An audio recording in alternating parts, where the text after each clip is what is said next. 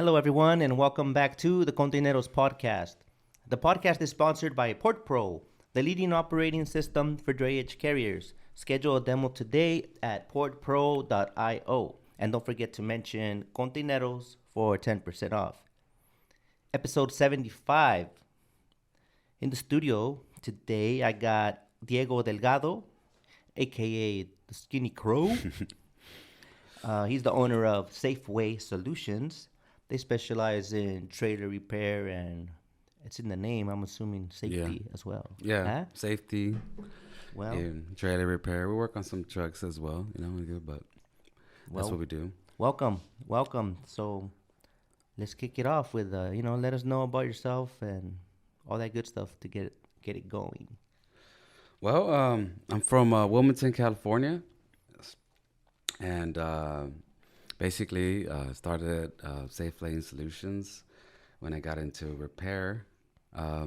Before actually, I don't know if I should get into before that. Well, I got into the whole industry, the whole trucking industry actually, like in 2013 or 14, I think. And I started off, and I bought a truck, and I started working for Franco Trucking. So that's where I kind of got into Owner Up Life. Yeah, Owner Up Life. And then I did that for a few years, and pretty much did that for a few years until I had a little slump, and I actually got a DUI, and I ended up getting out of that field. Yeah. I lost my license and got out of that field, and then my whole journey from there started. So then I got started working in the mechanic field, and learned that trade, and started my own business and moved on from there, and that's pretty much just the story. We're growing and growing and moving on to other ideas, other visions, and so where we're at. All right, thank you so much. So he got the license, he got a truck, went to Franco, then he started another business, and it's and here we are. And thank you guys for tuning in. That was a fast story. Is that just a brief? We'll get into it. I'm gonna dig into that. Yeah, we're gonna get into it. How was your childhood? Good. Good. I grew up 7 brothers. I mean, there was 7 brothers and sisters in total. Yeah, don't leave the sisters out. So I was 5 brothers. I'm one of the 5 brothers. I got 2 sisters, right? So we have both our parents in our life. They're still together. Luckily, thank God everybody's alive. So everybody's does pretty well, I guess, for themselves, and so everything's good. It was a beautiful life. I mean, we were very poor. My parents didn't have much. They didn't make much like that, but we managed. What's a poor memory you have? Un recuerdo, like, oh yeah, that's how I know I was poor. You know what? To be honest with you, it was full of love. But materialistically, it was when you get in situations where, man, there's times where we didn't have money to buy new shoes or whatever. I mean, I think one time I remember, and this is as a kid, right? I remember having to wear my mom's shoes to school one day, and my brother, he took his soccer shoes. No de tacón, ¿verdad? Yeah, and I don't remember, man. To be honest with you, I do remember that, and I do remember being kind of teased by the other kids, and and that was kind of hard, right? And then my brother wearing his soccer cleats because for whatever reason, they didn't have it, and so you appreciate sometimes what you have now, so. Things like that. I mean, there's other things as well, right? But but as like when sometimes as parents, you try to do everything you can to make sure that they don't feel that, And I feel like as far as the food and having whatever was more important than if that's what they had to give us compared to buying us new shoes or whatever the case is, because you mentioned love. So would you trade it if you could have had all the materialistic stuff and no love? No, I wouldn't so trade it's it. not so bad then, huh? Yeah, I wouldn't trade anything about my childhood, man. I love all my brothers and sisters. We're pretty close when it comes to that, and for the most part, I feel like we're all pretty humble and in a sense of appreciating, and we're not too like materialistic, even though it's nice to have things, and at least I'm saying for myself, Yeah. but they definitely, yeah, I mean, it definitely makes you, because you live a life where like you don't have nothing, and I think like sometimes people like either like when they don't have anything, then they just start buying either like everything they can have because they never had it, or they just it doesn't become importance, in some cases, where it's not so important to be like, oh, for me to be wearing like these like brand stuff, or like buying super expensive cars, or like that, whether you have it or not, it's I think it goes either way, right? So yeah, man, I mean, we didn't have a lot, it was. I remember we used to live out people from Wilmington probably, we used to live out in front of Holy Family Church, and there used to be these little apartments right in front of the church, and we used to live there, and it was like 9 of us in there, It was my mom, my dad, my brothers, myself, and then one of my tia, one of my tias and her 2 kids lived there with us, and it was a single. Right, we all were crammed up in one place, but we were together, and that made the best out of it, and it was beautiful memories. To be honest with you, beautiful memories. At least you didn't get cold with all those people. Nah, man, we were like bunched up, right? Yeah, but it's beautiful. I mean, now I think back, and I think it's beautiful. You meet a lot of I have a lot of old friends that from that same time, and we grew up and still keep in touch, and we all know the same life, and man, I'm sure a lot of people out there had, I mean, I'm not the same one with that story, and there's a lot of people that relate, and but it's a beautiful life, man. A lot of good friends. Te ayuda a valorar, right, when you do get it. Definitely. Yeah. And you mentioned shoes, so I think I've shared this a few times. You remember the Payless specials, the Payless shoe stores or whatever? Like, I remember going in there and just instead of like picking the ones I wanted, I would have to look for. They used to have those labels on them where they would stick out, and it'll be like a big fat number 5, or like those were the cheap ones, the ones on sale. Right. So then I just go scanning for those numbers, and I found some. They were nice, but they were like a big ass shoe, bro. But I got them. They were Shaq's. Yeah. $5 though. Yeah, because Shaq did that. I don't know if you remember. Like Shaq 3 sizes bigger though, but yeah, I thought no one would notice the tighter I, tied the shoes. Like, but yeah, it looked like fucking clown walking around. Yeah. I think Shaq did that on purpose because he went through the same thing, and he created the he did that on purpose, and they sold him because he didn't want kids to be like that, not have shoes, so he made them affordable, and that was his thing behind his shoe. I think he's still going, huh? Yeah, so? yeah. Who do you think makes more though, him or Jordan? Man, I know that's a stupid question, huh? Maybe I don't know, because he's like long term and volume, huh? And Jordan is more like a little bit less volume, but more money. I don't know. Yeah, man, I don't know, man. To be honest with you, because I mean, I'm sure they own other businesses that we don't even know about, right? Mm-hmm. So they're well. I mean, they're billionaires. I'm sure we know about. But yeah, it's pretty crazy. Another story about shoes. I remember, man, my mom. One time we went to the warehouse, and we rarely went to the warehouse, And the warehouse, the warehouse shoe store. Oh, it was still around back then. Yeah, it was still around. It's been around a while. Huh? Yeah, it's been around. Okay.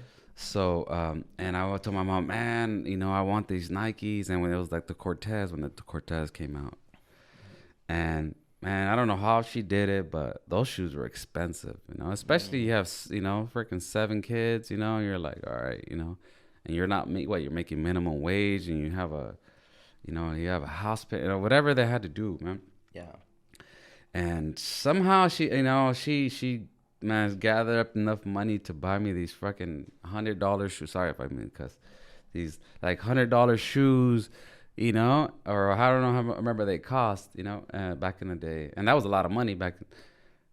And man, the first day I put them on, the first day I go to school, and I get a freaking scratch right in front of them, man. My mom I show my mom, she sees the scratch on them, she freaking took them right back, man. She took them right back. She's like, nah, man, I'm not gonna buy you spend all this money on these shoes for you. Just, you know. And yeah, so she took them right back and went back to Payless, and then got the shoes from Payless, and They took him back with the scratch. yeah, they took them back. Oh.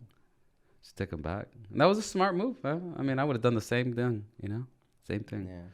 If you think about it, those shoes are really cheap to produce, huh? Like Oh the yeah, material looks. yeah, yeah. There's some that look like jacket material, like the windbreaker Right. material. Yeah, that's what I think. Those are. Yeah, yeah, you're right. Yeah, yeah, I think a Jordan, last I checked, was like $12 to make right.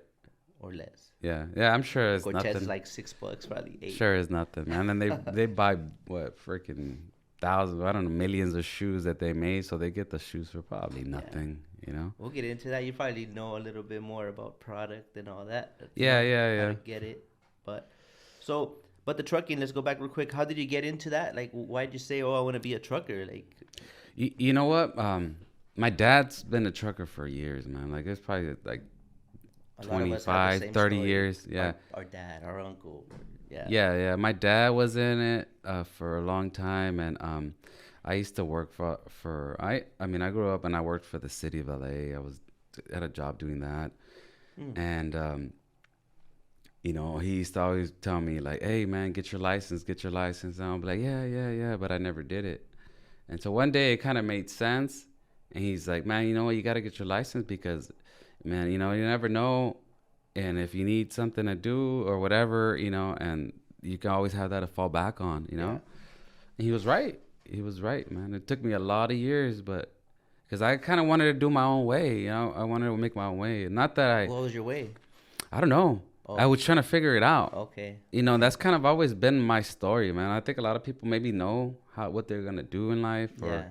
whatever the case is, or there's this, but not me, man. My life has been very about figuring out. I was always lost, and I felt like lost, and I didn't know why I was here, and I felt like definitely, yeah, I was trying to figure out what the hell I was about, what I was good at. I didn't know what I was good at because I never thought I was good at anything, you know. So as a kid, that kind of messed with me. What made you believe that? Anyone ever say anything to you at a young age and it stuck with you, or you literally talked like that to yourself out of nowhere? I think that came from outsiders, you know. Like I feel like where my family all played soccer and I wasn't very good at it. You know, so sometimes you get these other kids that go around and they start bullying and they're like, "Oh, you suck," or you know, they start from there, or you know, just things like that where people start thinking, and you start thinking, "Oh, well, everybody else is good and I'm not good," and you know, so that kind of like as a kid, that shit, you know, I think that messes with you, and so. You know, I kind of forced myself out of that situation and kind of went on my own and had to figure out what the hell I was good at, you know. And so, and that's kind of been my journey in life, just figuring out what I like. Because I didn't like it. I love it now and I respect it and I always feel, but back then I didn't like it. I felt forced. I felt like it didn't come natural to me, you know. And It was not, trucking is your passion? It was yeah. not? Yeah, Just for the paycheck? Yeah, so no, you know, because when I got into trucking, you know, it was actually, you know, Javi started. I started working for Javi, and he got me into it. And Javi's a great motivator, you know, and he'll know who to talk to, and he's always like, "Hey, you know, if you can do, what's up, Javi?" And he's a great motivator, man, and I was always cool about him. You know, and I was doing cool. I was doing cool for you know. I made about, you know, a decent amount of money at a job. I had a stable job, you know, like a city job, union, you know, the whole thing. But I was just miserable, man. Just wasn't the life for me. I was just there, and I just knew that I could do more. I wanted to do more, and I was miserable, man. But you didn't know what. I didn't know what I was gonna do. But you knew what you didn't want to do. Yeah, I knew that I didn't want that. And what's that feeling like, though? What is it that what do you feel when you know it's not for you? Like, how does it feel? Describe that. Like, you just feel empty, man. You feel like you have no direction, like you're trapped. To me, it was like, man, you know, and other people are happy, and there's nothing wrong with that. But for me, I always felt that I was meant for more. And when you feel like, man, I got a lot to give, and being here, I'm never gonna do that, you know. And so that used to spark this thing inside of me, and then every time I was there, it made me miserable. So I started doing this. I went back to school and I started studying during my downtime and all that, just to kind of keep my mind going, moving, you know. And I didn't know that entrepreneurship was really the thing, you know. A thing or the thing? The thing. Oh, you're right, for me, mm-hmm. right, that it was gonna be, and so, you know, when he brought that up, you know, I thought about it, and then one day I said, you know what, man, like, you know, I can see him doing it. He's a young kid. He was younger than me, obviously, right? I don't know how many years younger than me, but he was doing it, and I respected that a lot, man. I respected that a lot, and so I said, you know what, man, I'm gonna give it a shot and see where it goes, you know. Mm-hmm. So, and then I got into, I bought a truck. My dad helped me get a hold of a truck, and I got a truck, and I started doing the job. I did the job at nighttime, and then I did the truck driving in the daytime, and I was pretty much working all day, day night, and then eventually I just quit my job, and then I started truck driving. And you know, you do that whole life, man, the whole owner operator life. You know, there's people that, I mean, it's funny, but you know, a lot of us, man, we sacrifice. But they don't even know how many hours we spend in there, man. Like, Mm-hmm. it's ridiculous, and how you just don't go home, you know, and you're just driving all day, night, and that was kind of, it was motivating because we were making money, and I never made that much money in my life, you know, Mm-hmm. at that time, and I was making money, and I was working a lot, and it was cool. If you slack, you feel like you're leaving money on the table, huh? Like, Yeah. it's out there. I could go right now and Yeah, you'd always money. say no. When you're motivated and you want to do something, man, and yeah, it definitely, you'll make money, man. But there's a lot more to it. Mm-hmm. But you'll make money, but yeah, it's gonna cost you your time, you know. Yeah. And yeah, so that was the deal, man. And we used to do these, fuck, man, work. God, I remember one time Javi's brother, we used to talk, and he was like, I was like, man, like, nah, you know, when you're tired, when you're really tired, when you're driving in the middle of the night, or sometime in the middle of the, like, it was 2, 3 in the morning, or whatever the case is, and you have to pull over because you have to vomit. Oh shit. And I remember his brother told me that, and then one time that happened to me, you know, I remember that happened to me, and he's like, yeah, man, that's when you're tired. Like, you just, you know. That's And a rare symptom. yeah, who was that from? It wasn't Sergio. What was it? I forgot. I forgot who it was. It was one of them. Mm-hmm. And he told me that, and then when that happened, it was like, oh shit, you know. Now I know I've lacked sleep, right? Mm-hmm. Yeah, because you're always going, man. You're always, you know. Then you get stuck in those lines at the port, right? And then you get, you know, you already been working all day, and then you get stuck there at night, and then you don't, and all of a sudden these guys go to lunch, and then it's 2, 3 in the morning, and all of a sudden now it's 2, 3 in the morning, and you're barely getting out, and then you got to get back up at 4:30 in the morning. You got and, something to deliver at a yeah, certain man, time.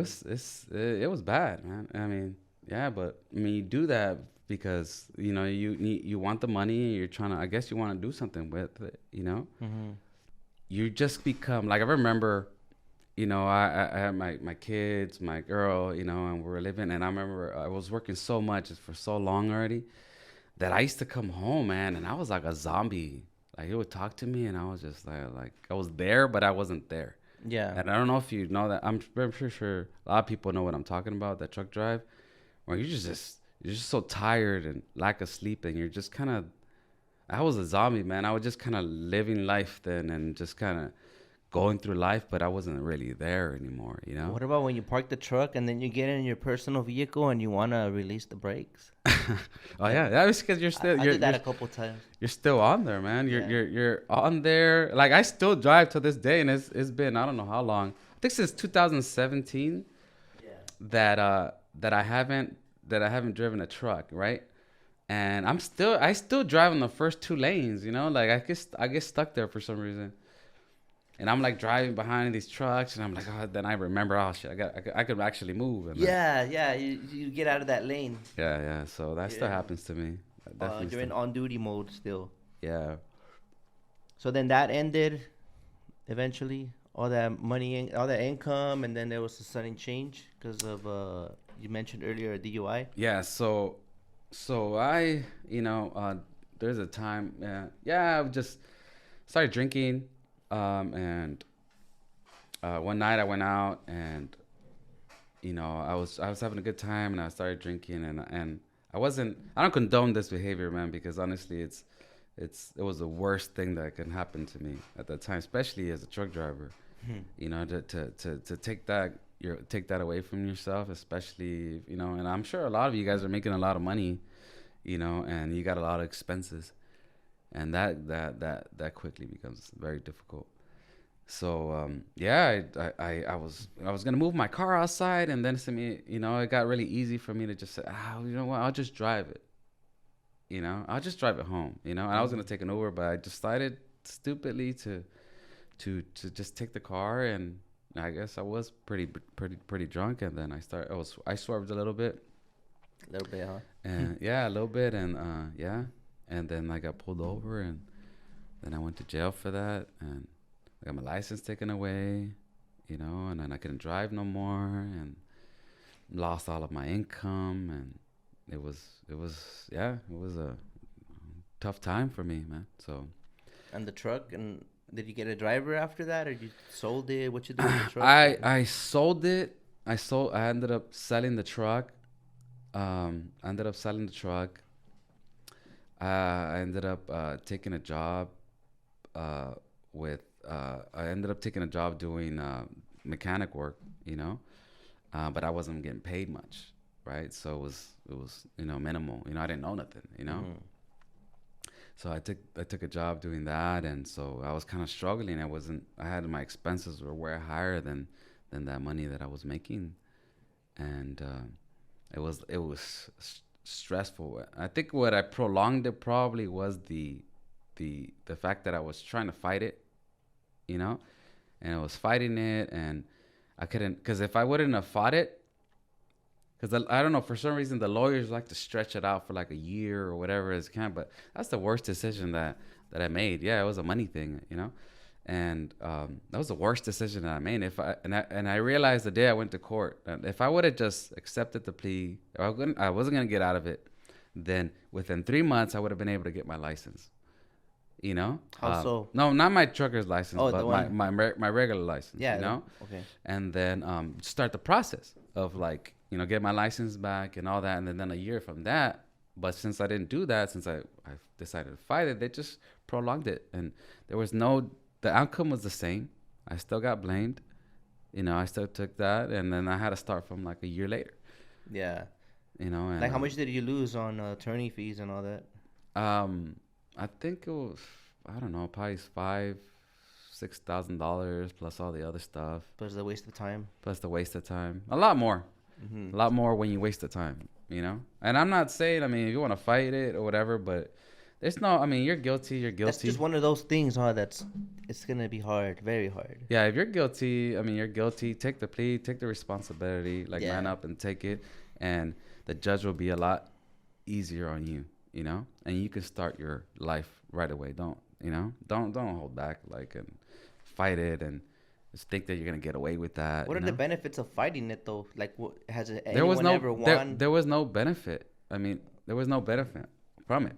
So you were fighting it just to try to win and say that I thought that they would maybe drop it down to like some less degree kind of thing, like, I don't know, wet and reckless or something, but they're not gonna do that. They did that for me. Yeah. They didn't do that.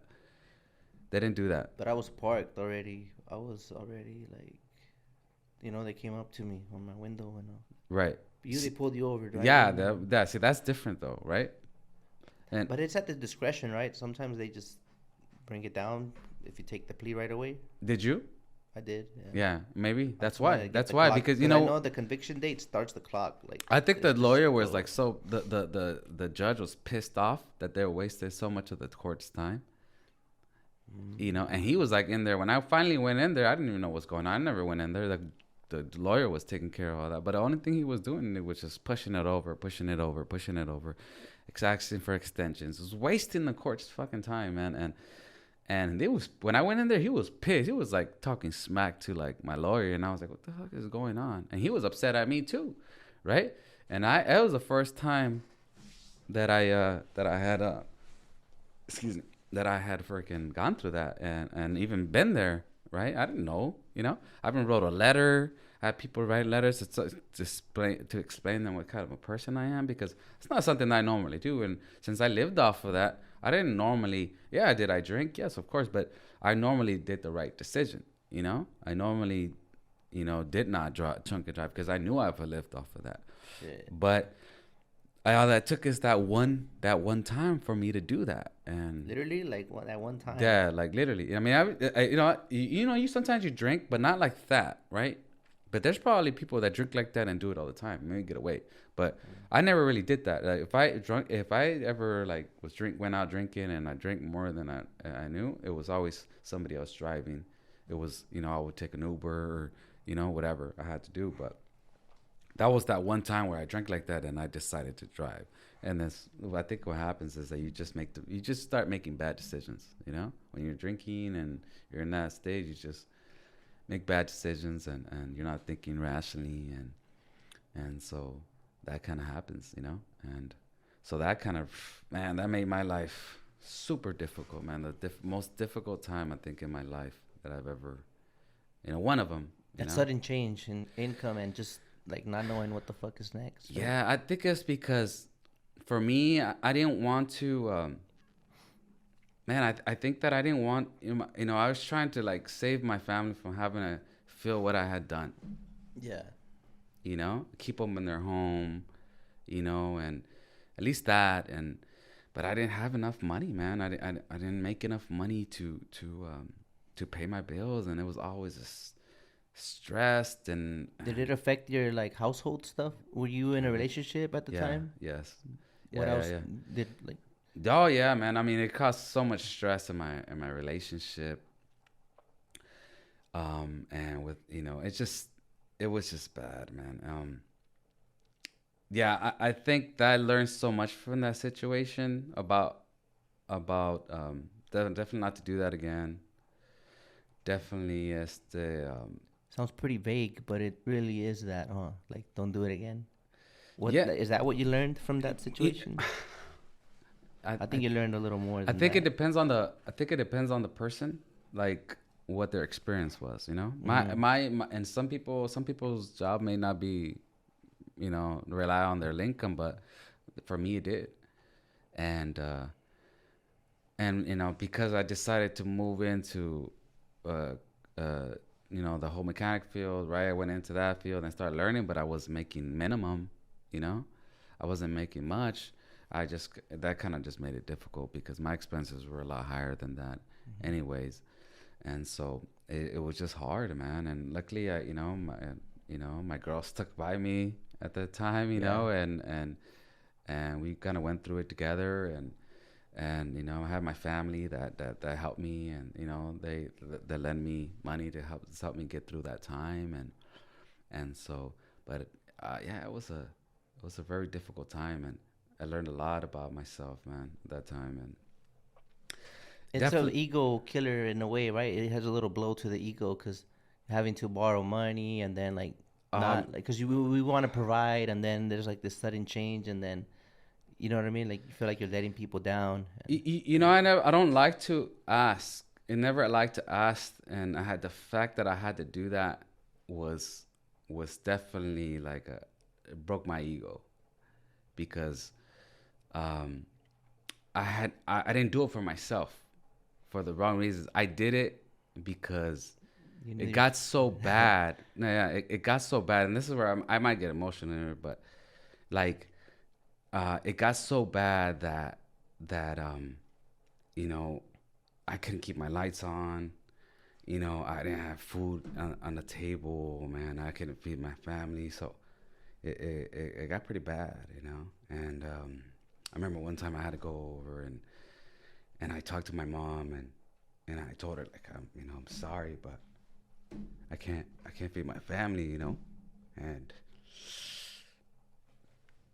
that part definitely fucking brings back memories and reminds me not to do stupid shit. He got me there because I felt the same, bro. Like, but luckily, like, And my it mom, works out in the end, right? yeah, yeah, my mom like cried with me, because she knew the struggle. Maybe I mean, they didn't do the whole truck driving of shit, but she had 7 kids, and I think she knew like what it was not to have money and having all these kids to support, or rent to pay, or your mortgage to pay, or whatever it is, and sorry about that. That shit always, you're good. that shit always cracks me, dude, because I had to do that shit because I remember like having to take cold showers, and these are things that people don't know, man, like about the struggle. Because I'm not gonna sit there and tell you my like cry about it. The people who know, you know what I'm saying? The people that need to know about what, but you pick your head up and you try to, move forward for that, man.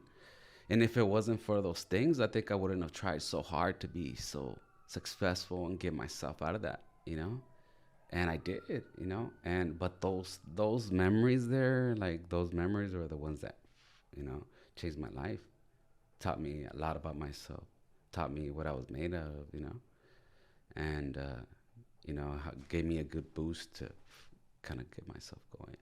So eventually it got, eventually like I took a job also with my brother. So I took a job with my brother. My brother has a truck. He has a cleaning service, so they wash trucks or different type of buses, fleas. Also has a janitorial business, and he, I took a job with him, and they were washing in truck fleets and all that. So I, would have my job at there, and then at nighttime and the weekends I would go with them, and I would do that, and I was constantly working. I was doing the same amount of work, honestly, probably even a little less, but then I was making, nothing. My brother was paying me decently, but for the job, right?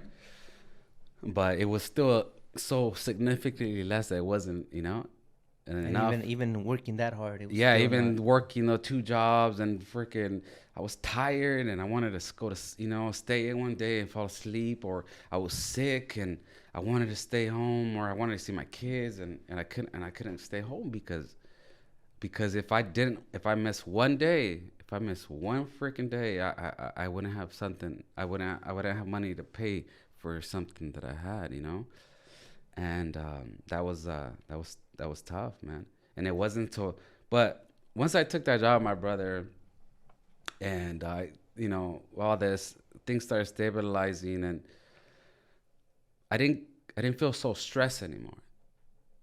And me being myself, I'm very like, I move, I make moves, man. That's what I do, and but when you're stressed and you got all that pressure behind you, man, to be honest with you, what stops you from being able to be yourself or think is all that stress that you have behind you. And all that stress that I had on me didn't allow me to, I had no space in my brain to think anything else than survival mode, right?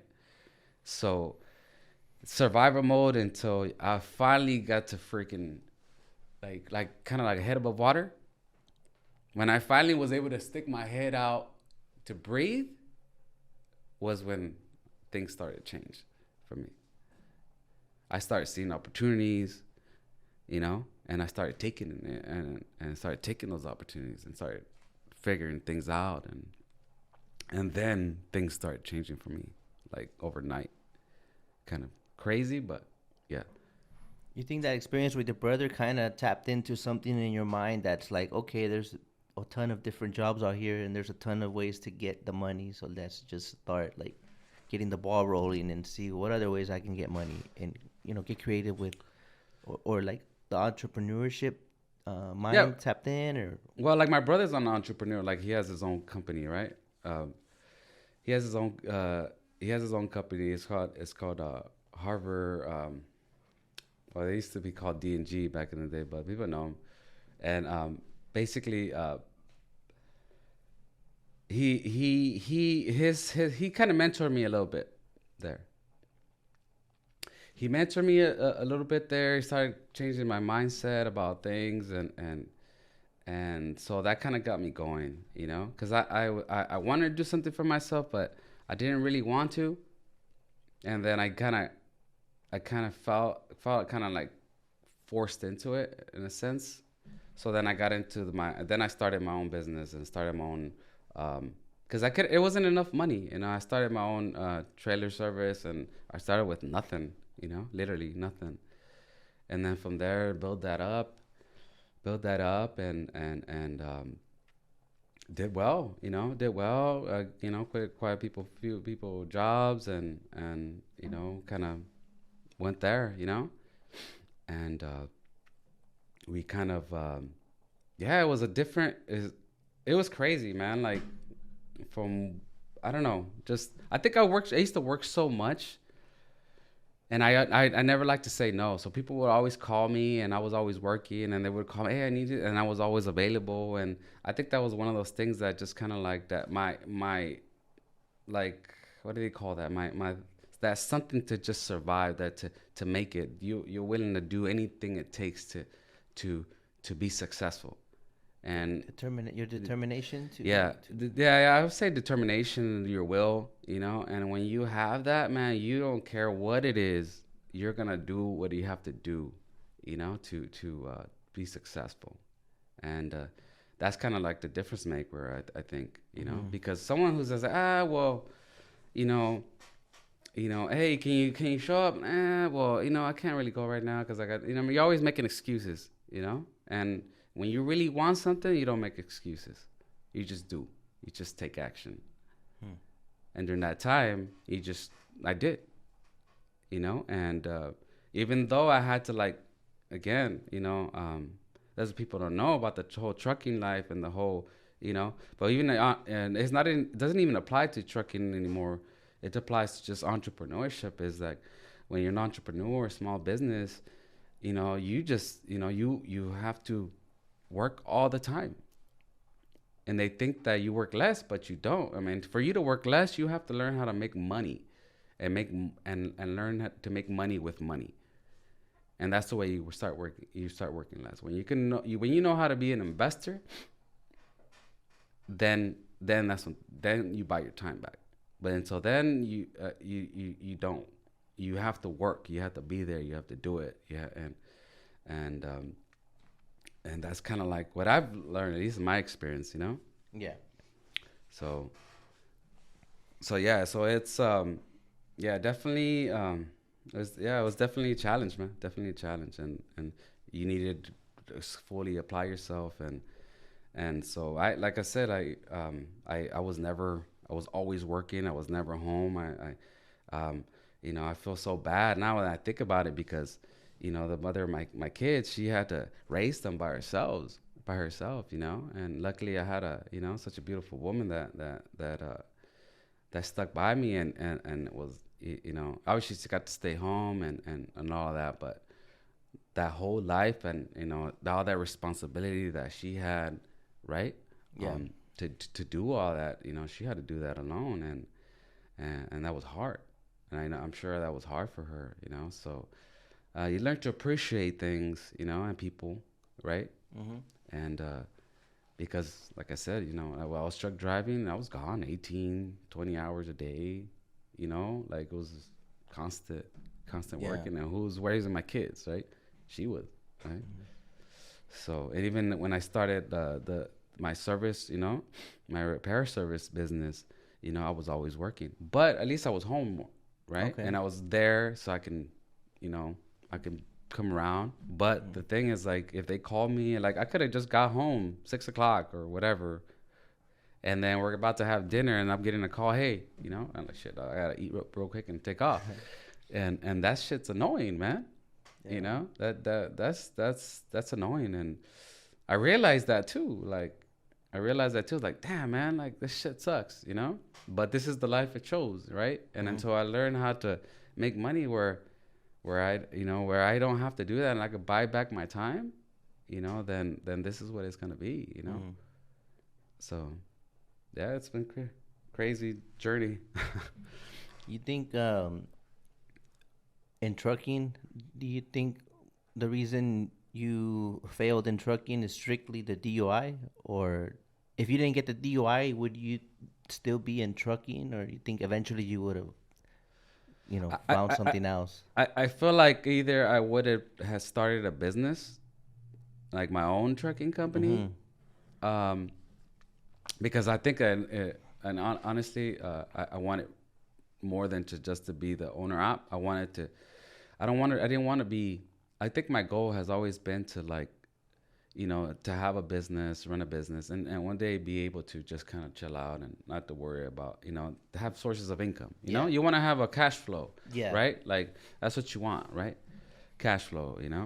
And that was eventually. I think I would have done that, but I think that the whole experience of it was so bad that I was just done with it.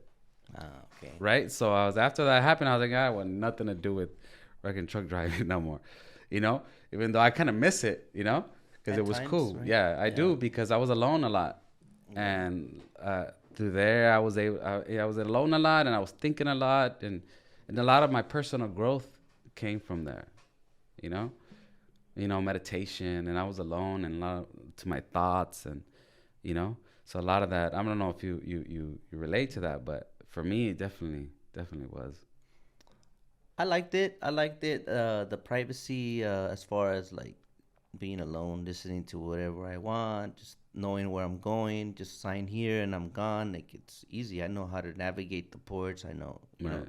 I know a thing or two about trucking, and it's like you got it made. Yeah, Just yeah, yeah, yeah. chill. It's true. But it did take it has pros and cons, because for me, it made me extremely like introverted and like very awkwardly antisocial, where like Yeah, you're used to being alone, right? where my small talk game is weak as fuck. Yeah, yeah, you know how about that weather?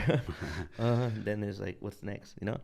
But I only miss the cruising and like fixing up the truck, having it look nice, and just that feel when you're on the long drive, Right, with right. music. And I don't know, I don't miss anything else. I miss the to have those moments where we have these big checks, then you have little check, then it's like a little bit of everything. But That's where you kind of learn. I guess that's your first experience of the wave. And sometimes I think you don't feel it so much. You do feel it, but you don't feel it so much as an owner op. But you still do the wave of entrepreneurship, because you're still blanketed by the trucking company. You know, they yeah, they hunt they loads they hunt. They do all the hard Yeah. work, man. Yeah. The hard work of finding the work.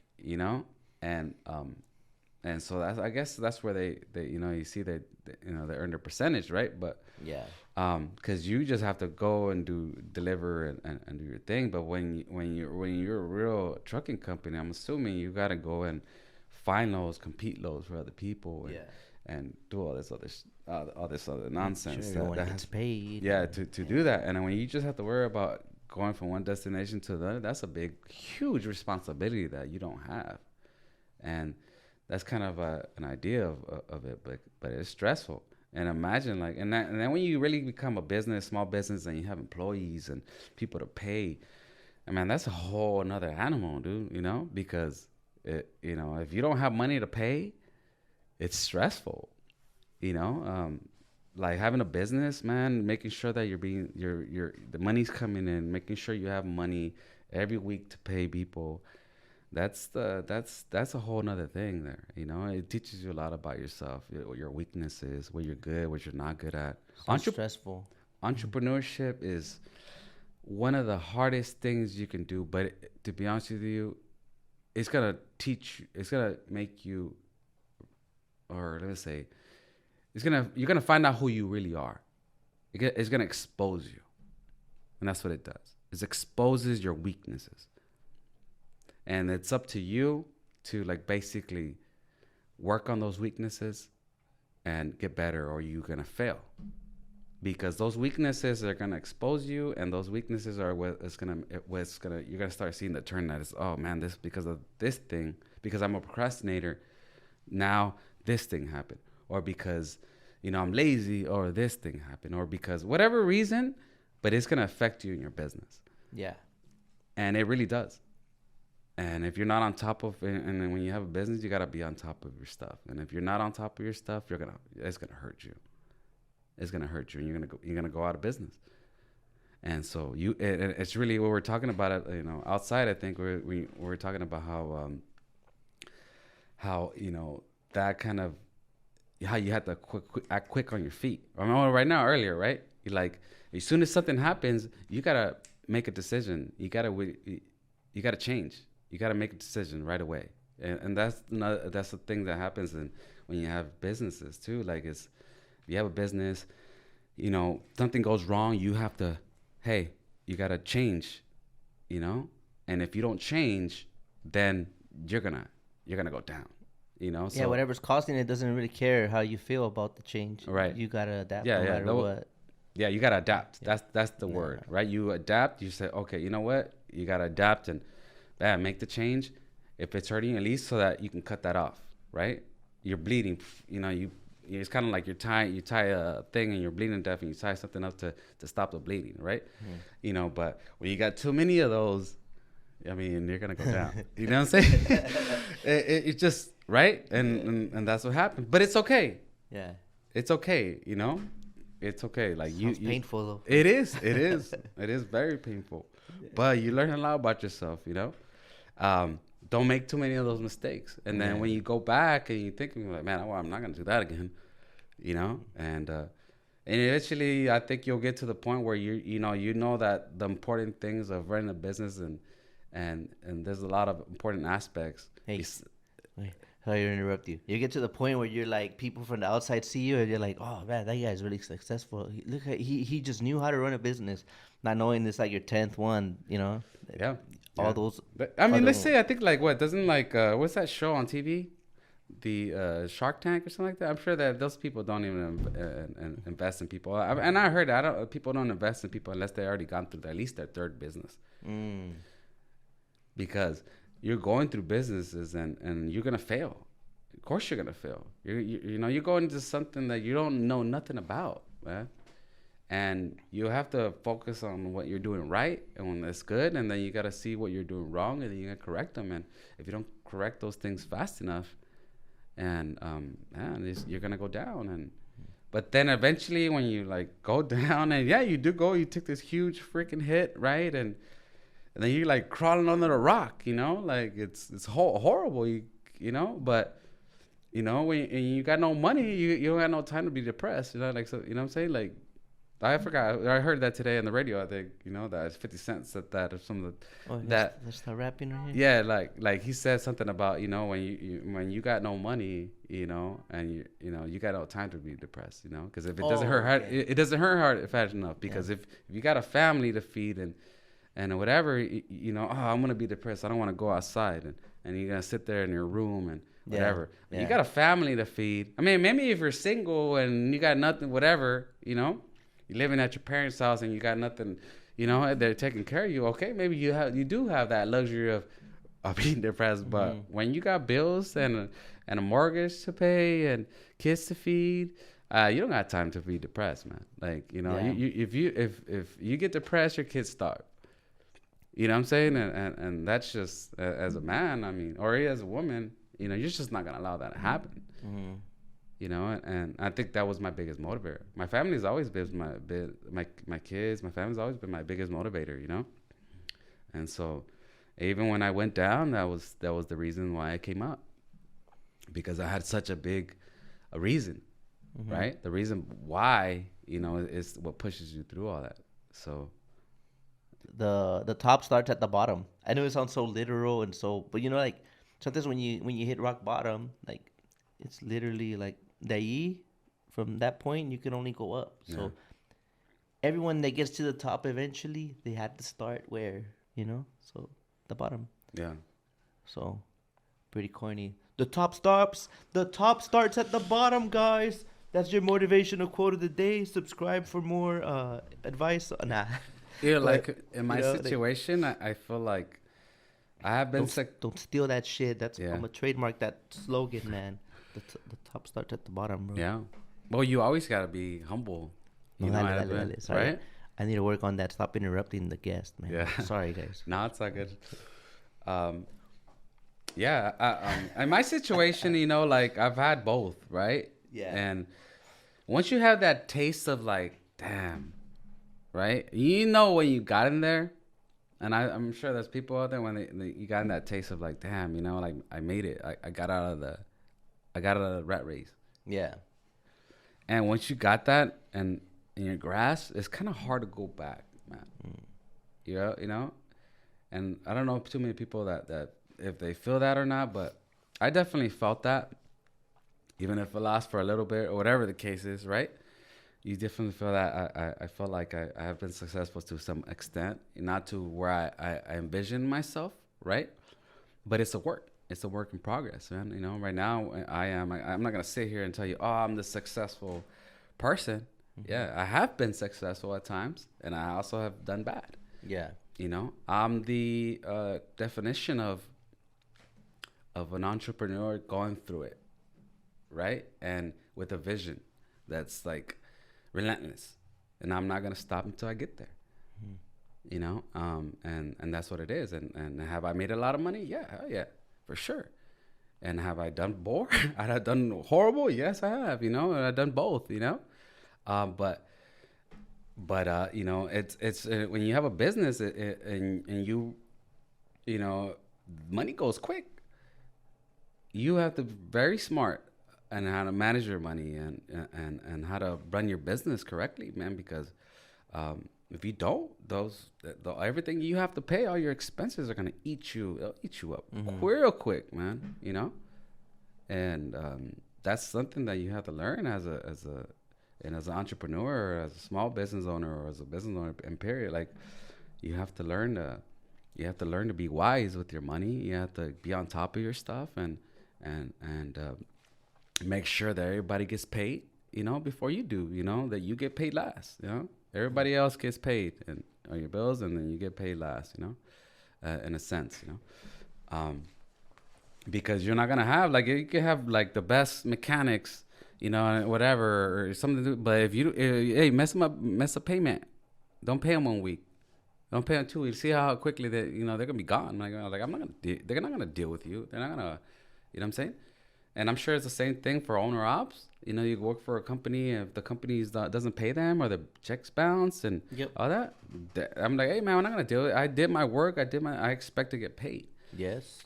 And that's how it is, man. And if you're gonna be a real business, you know, a real business, you're gonna pay, and your checks are not gonna bounce, you know, and you're gonna be all right, you know. And that's you being responsible, because there's a lot of people that are not responsible, and they think, especially in this industry, you see the money come in like crazy. I'm sure, like I remember, you know, whatever, like even when I was truck driving, you know, $3,000 checks or whatever every week, or, you know, sometimes some people even get more than that, right? And I mean, imagine that. Imagine if you have freaking 10 drivers or 100 drivers, how much money that is, you know, right? That you have to cough up. Yeah. So that's a huge. It's one of those. It's one of those. You always have to have money there and to pay off your stuff, you know, and so. Yeah, it's important. It's important to be very responsible. That's what I'm saying. It exposes you. If you're freaking really bad with money, if you're, you know, if you freaking have a business and you get this check and the first thing you do is take off to Vegas, and you know blow that, then you're not gonna make it. You know what I'm saying? You're definitely not gonna make it. Gotta save for the rainy days, and then even when it's going good, right? Just keep planning. What's the next move? What am I gonna do with this money? Back to we're gonna change the subject from the trucking thing soon. Is there anything you would do different about that, the trucking, if you could, DUI aside? No, no regrets. I mean, I regret the DUI, of course, but I think eventually I would have got out, or I started, you know, I would have got out or started the business, you know. I think it's inedible. What do you call it? Like Inevitable. inedible. Every inedible. That's a hard word. That I was gonna start my own business. You know. Okay. And So at least deep down, you don't feel like, oh, because of the DUI, I missed out on this, or I could have done this or that. So, because deep down, you were gonna do something it forced else me anyways. out. It forced me out. Like I Yeah. think that I would have prolonged it a little more. Oh. And I'm glad, in a sense, it happened that way. Like Yeah. it rushed me out of it, Yeah. and then it forced me into this situation Yeah. where I am now. Yeah. Yeah. You know. Cool. Cool. I have a random question for trucking. What's one thing people assume about truckers that maybe bothers you or would have bothered you then? Assume that our job is easy. Yeah.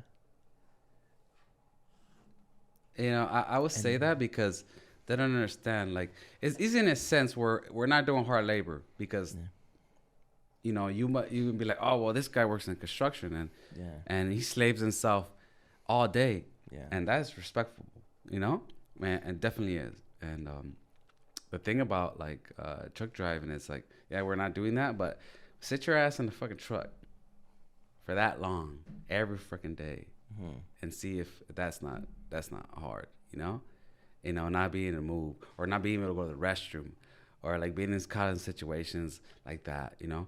And the worst thing I think is the sleep, the lack of sleep. Yeah. The las desveladas, bro. Las desveladas were like the worst. I think I still haven't recovered from that, to be honest with you. To be honest with you, I man, that shit aged me. Yeah. You know, it really does age you, bro. Like the lack of sleep, man, of working the way I did as an owner op, you know, like, and maybe if you take the job as, you know, like 8 hours and cool, go home. I mean, maybe it won't be so bad, but you're an owner op, you know, or business owner, and you got to be on that truck, man. You got to work, and the amount of hours that you put in, man, that was, I'm telling you, the fact that I got myself to the point where like I'm pulling over in the middle of the freaking night just to throw up because I'm so tired, or you know, I remember it was Oscar Franco that told me that. Okay. And I was like, no way. He's like, yeah, watch. That's when you know you're tired, bro. That's when you know you're tired. I'm like, all right, we'll see. Yeah. You know, so kudos to Oscar if you're watch that, you know. Vomit I heard gang. that from you. Yeah. The Vomit Boys. The Vomit Gang. Yeah, that's you go. That's when you know you're tired. Yeah, man. So and do that, or the fact that you're like just can become this lack of, you know, you haven't slept and and this is for years of doing it, or months of doing it, and you just become a zombie, bro. You really do become a zombie. Like if you ever get to that point, and that shit's scary. Because you're just not even there no more. You're like awake, but you're asleep. Yeah. Like it's a weird feeling, man. Yeah, I fell asleep a couple times behind the wheel. Yeah. The scariest one was 91 West before you get the 710 South. Yeah. I had just passed like Cherry or Atlantic, way before Atlantic actually. But I fell asleep. I know obviously because I woke up in the carpool lane. Right. I was like, oh shit, my exit's coming up, and then it's like, yeah. So that's how I knew. You know, that was already like after all day, all nighter. You know, those last runs. That's just from scary, the night. right? That's just scary when you're like, you're so tired. You think you close your eyes for like a quick like blink, and it's been a few seconds. And it's so tempting to just let go. And then you're so second, and you don't realize that you have swerved the whole damn freeway. Probably it's a scary thing, man. A lot of those. Oh yeah, man. Yeah. Yeah. I used to remember like stopping. I was tired and I used to stop at McDonald's, and I used to get like a freaking triple espresso shot coffee, and that shit would keep me up for probably like 30 minutes. On a Seek one. Yeah, keep me up for 30 minutes, and that was it. And yeah, when you're tired. There's nothing that's gonna stop you from freaking dozing off or whatever. Or you could play some Skinny Crow music. Yeah, Huh? yeah. For sure. What do you say about that music? You want to share your music background? Yeah. Actually, I'm a writer, a little bit of a performer, but I think more of a writer. Genre? Mexican, I would say ranchera, norteña. You know, it's the regional mexicano. You know, Corridos tumbados, no? not so much of corridos tumbados, but just yeah. I think that's more for younger cat. Yeah. You know, some got a good ring to it. I play some. Don't judge. You know. No. I do. I like it. A little bit of everything. No. I like it. But as far as me, like I kind of grew up more so. I think it's because I like old music. You know, like Ramon Ayala and all that kind of stuff. Yeah. And so that's kind of my music, right? And it's not even from my generation, but I just fell in love with that music, right? So I kind of like that better, you know? How'd you get into that? Were you doing a little bit of that when you were trucking? And actually, that's where by truck driving, that's where I actually like worked on my talent, man. Oh yeah, a lot of time to sit, right? Sit and write music and I wrote a lot of songs through there. I worked on my voice. I used to freaking be right there in my truck just fucking singing my ass off and shit. And that's how I passed my time. Some people wonder, like, how do you pass your time? You know, when you're truck driving, what do you do all freaking day? You're just sitting there, right? Either you're listening to music, or some people listen to music. Some people, might be listen. I used to listen to a lot of books. That's one of my. I think that's why I've done a lot of personal growth, was because I did a lot of books. I listened to a lot of books, and during that time, and I did a lot of singing, and I did, and that's the only reason I was able to sing my songs, because I don't think back then I was able to sing as well, but my voice got better because I was sitting there in that damn truck just. How does the voice get better? What are exercises for that, other than just singing? There's got to be a technique, right? Yeah, there's a technique. Well, I when I had the chance years ago, I had taken some classes for singing. And so that kind of helped me know when I was right and where I was wrong. But in reality, it's just really just practice. What is that they say to sing from the diaphragm? What is that shit? Because some people, they sing that key, from the throat. Yeah. And their throat gets kind of like, you can tell they lose their voice faster. But then on the breathing technique and how you use your diaphragm, it helps a lot. But I don't know what they mean by that. So for my future singers out there, or anybody trying to do that or doing that, or you go, the tip. So your diaphragm, your voice comes out naturally from here, from your diaphragm, which is kind of in your stomach area, right? So that's where the voice comes from. Mm-hmm. And what I learned from school was that's the natural voice. If you perfect example, if right now we're this close to each other. If I talk to you, I'm gonna use this voice that we're using right now, right? Yeah, that voice. Yeah, you go. So, but if I was like way on the other side of the room, naturally I would speak up louder. Yeah. Right? And maybe even yelling. But if I yell, how come when I yell naturally, my voice doesn't crack? But when you sing, your voice cracks. Yeah. You ever thought about that? No, but that's good. That's interesting. Yeah, so that's if you think about it like that, it's because when you naturally are talking to somebody, you're not, maybe it's the nerves or whatever the case is, but you'll naturally use your diaphragm to raise your voice so that the person, wherever they are, can hear you. Yeah. And it's the same thing. You got to relate that back to singing. So, there's parts that you sing. If you're singing a song louder, you got to know how much energy to use naturally. And the energy comes from here, because if you scream and you're screaming from here, your throat's it's not meant for that. When I sing to songs that I like, it's like the best way I could describe it is like if the throat, the esophagus, it starts to close up. Like if it swells up. Yeah, because it vibrates. Vibrates there.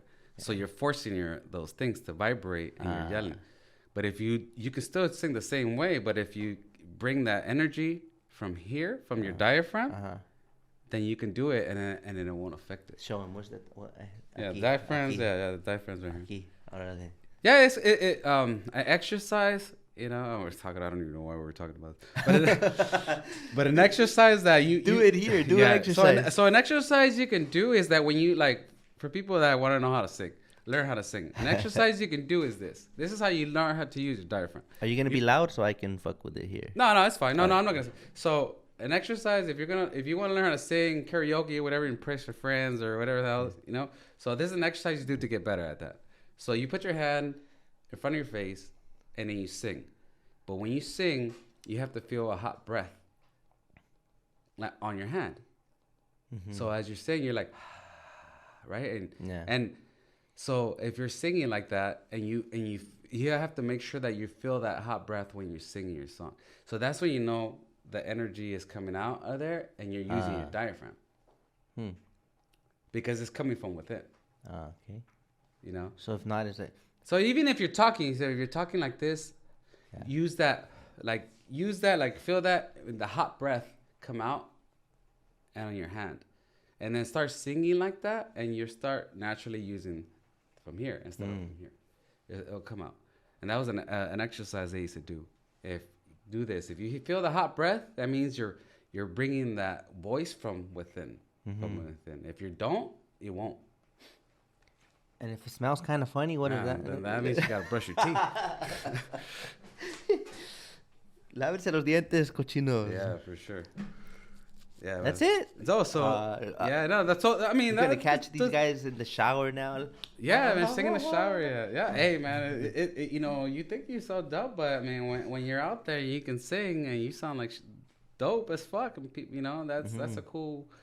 You know, it's cool that you can sing. You know, like I always thought that was interesting. I think for me, I never liked to be like center attention kind of a person. So that was kind of always been hard. But did you know that before you started singing, or you found out once? No, I kind of knew that, but then I thought I would grow out of that. It doesn't go away, and it didn't for me.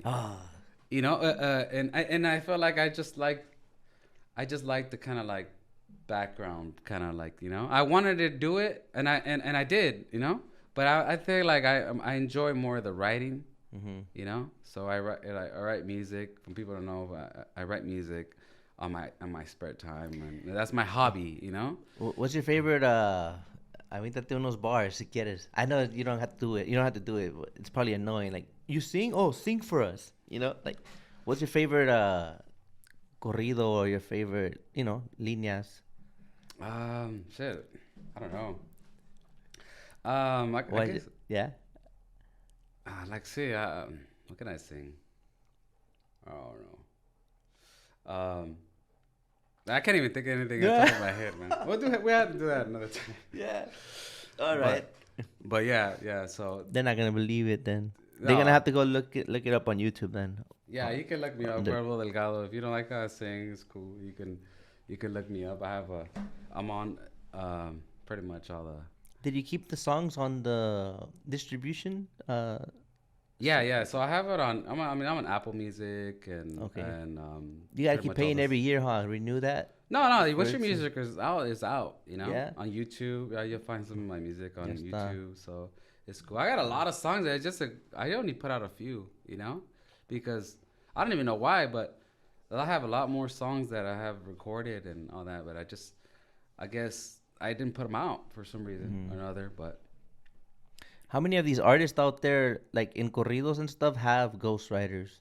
And once they buy it, do they have to credit? Obviously, they don't have to credit the ghostwriter, huh?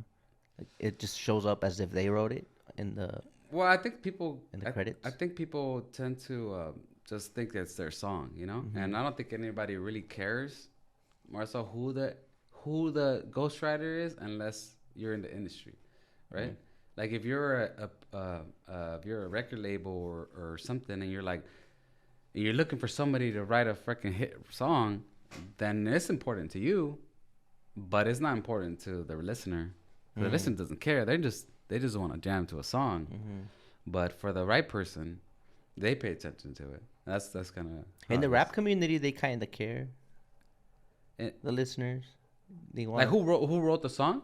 Yeah, I would say Yeah, I don't think so. I mean, I think because of the style, right? Because from the freestyle days, the credit is that you came up with that from the dome, like freestyle hip hop. But then let me ask you this: so then, wouldn't you like respect the singer or the rapper less because you're like, oh, this fool didn't even write his own raps? Because Like That's what I'm saying. I think that's the thing. That's the right, case with yeah. that So type of music. yeah, so that's not so you if you see that's one genre that where you have to like if you don't write your own stuff, then you're not a real rapper. Yeah. Because the real rapper comes because I mean you're not gonna freaking credit the rapper for being a great singer because he's not. He's rapping. You know, rapping is like it's a different thing, and I'm not taking away at all the fact that they're talented. I think that they're definitely talented rappers, and the way they come up with stuff, like, you know, it's cool.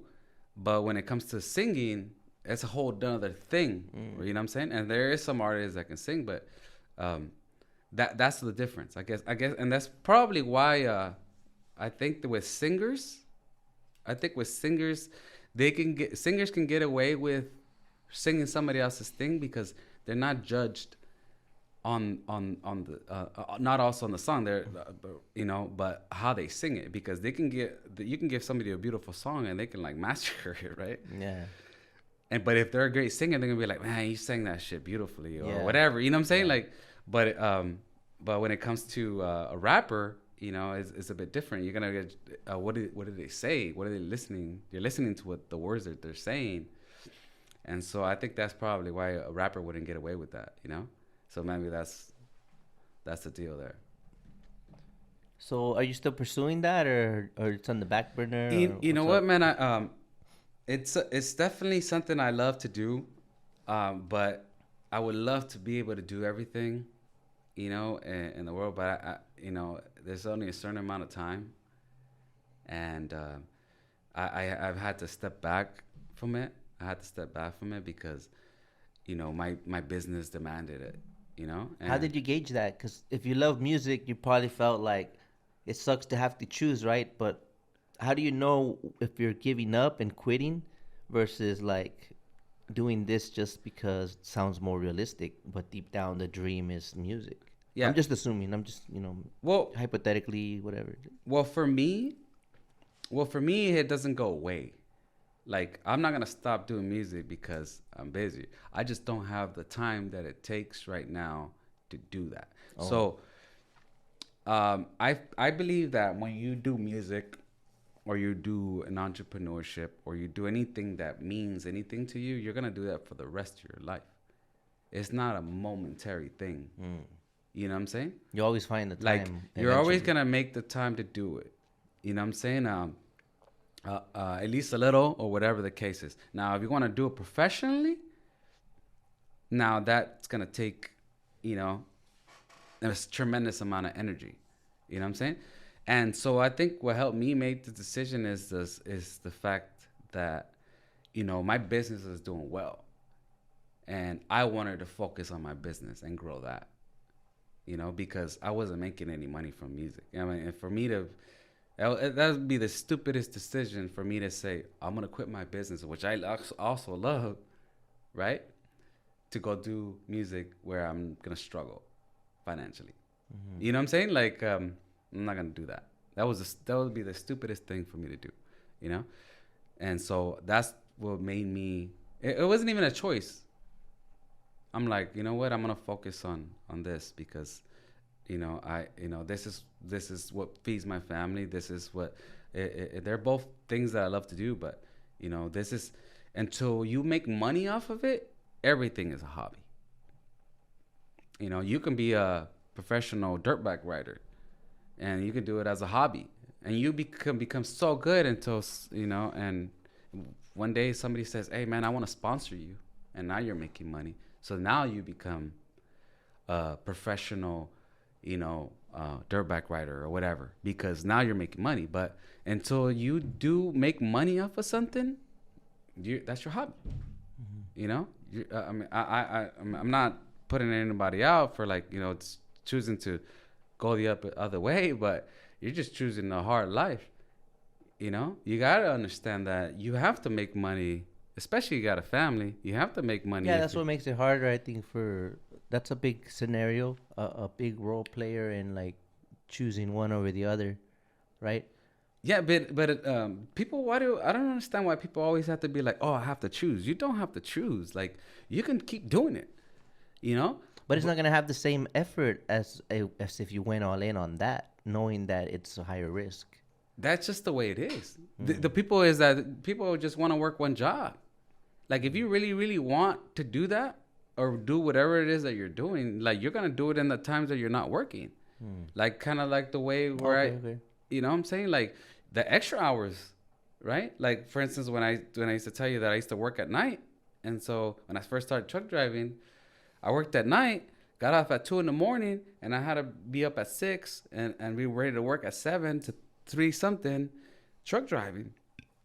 I didn't have to put myself through that. That's fucking 2 full-time jobs, plus the stress of running back and forth from the job, from on time, like, my family, not seeing my family, like that's a tremendous amount of stress. But when you really want something, you'll do whatever you have to do, without compromising it. Like I said, if you can afford to just do that all day, of course. Like I think what people do is that they want to say that you got to be all in. Of course, you got to be all in on anything that you do. That's why I triple down on all my stuff. I have to. You take action, right?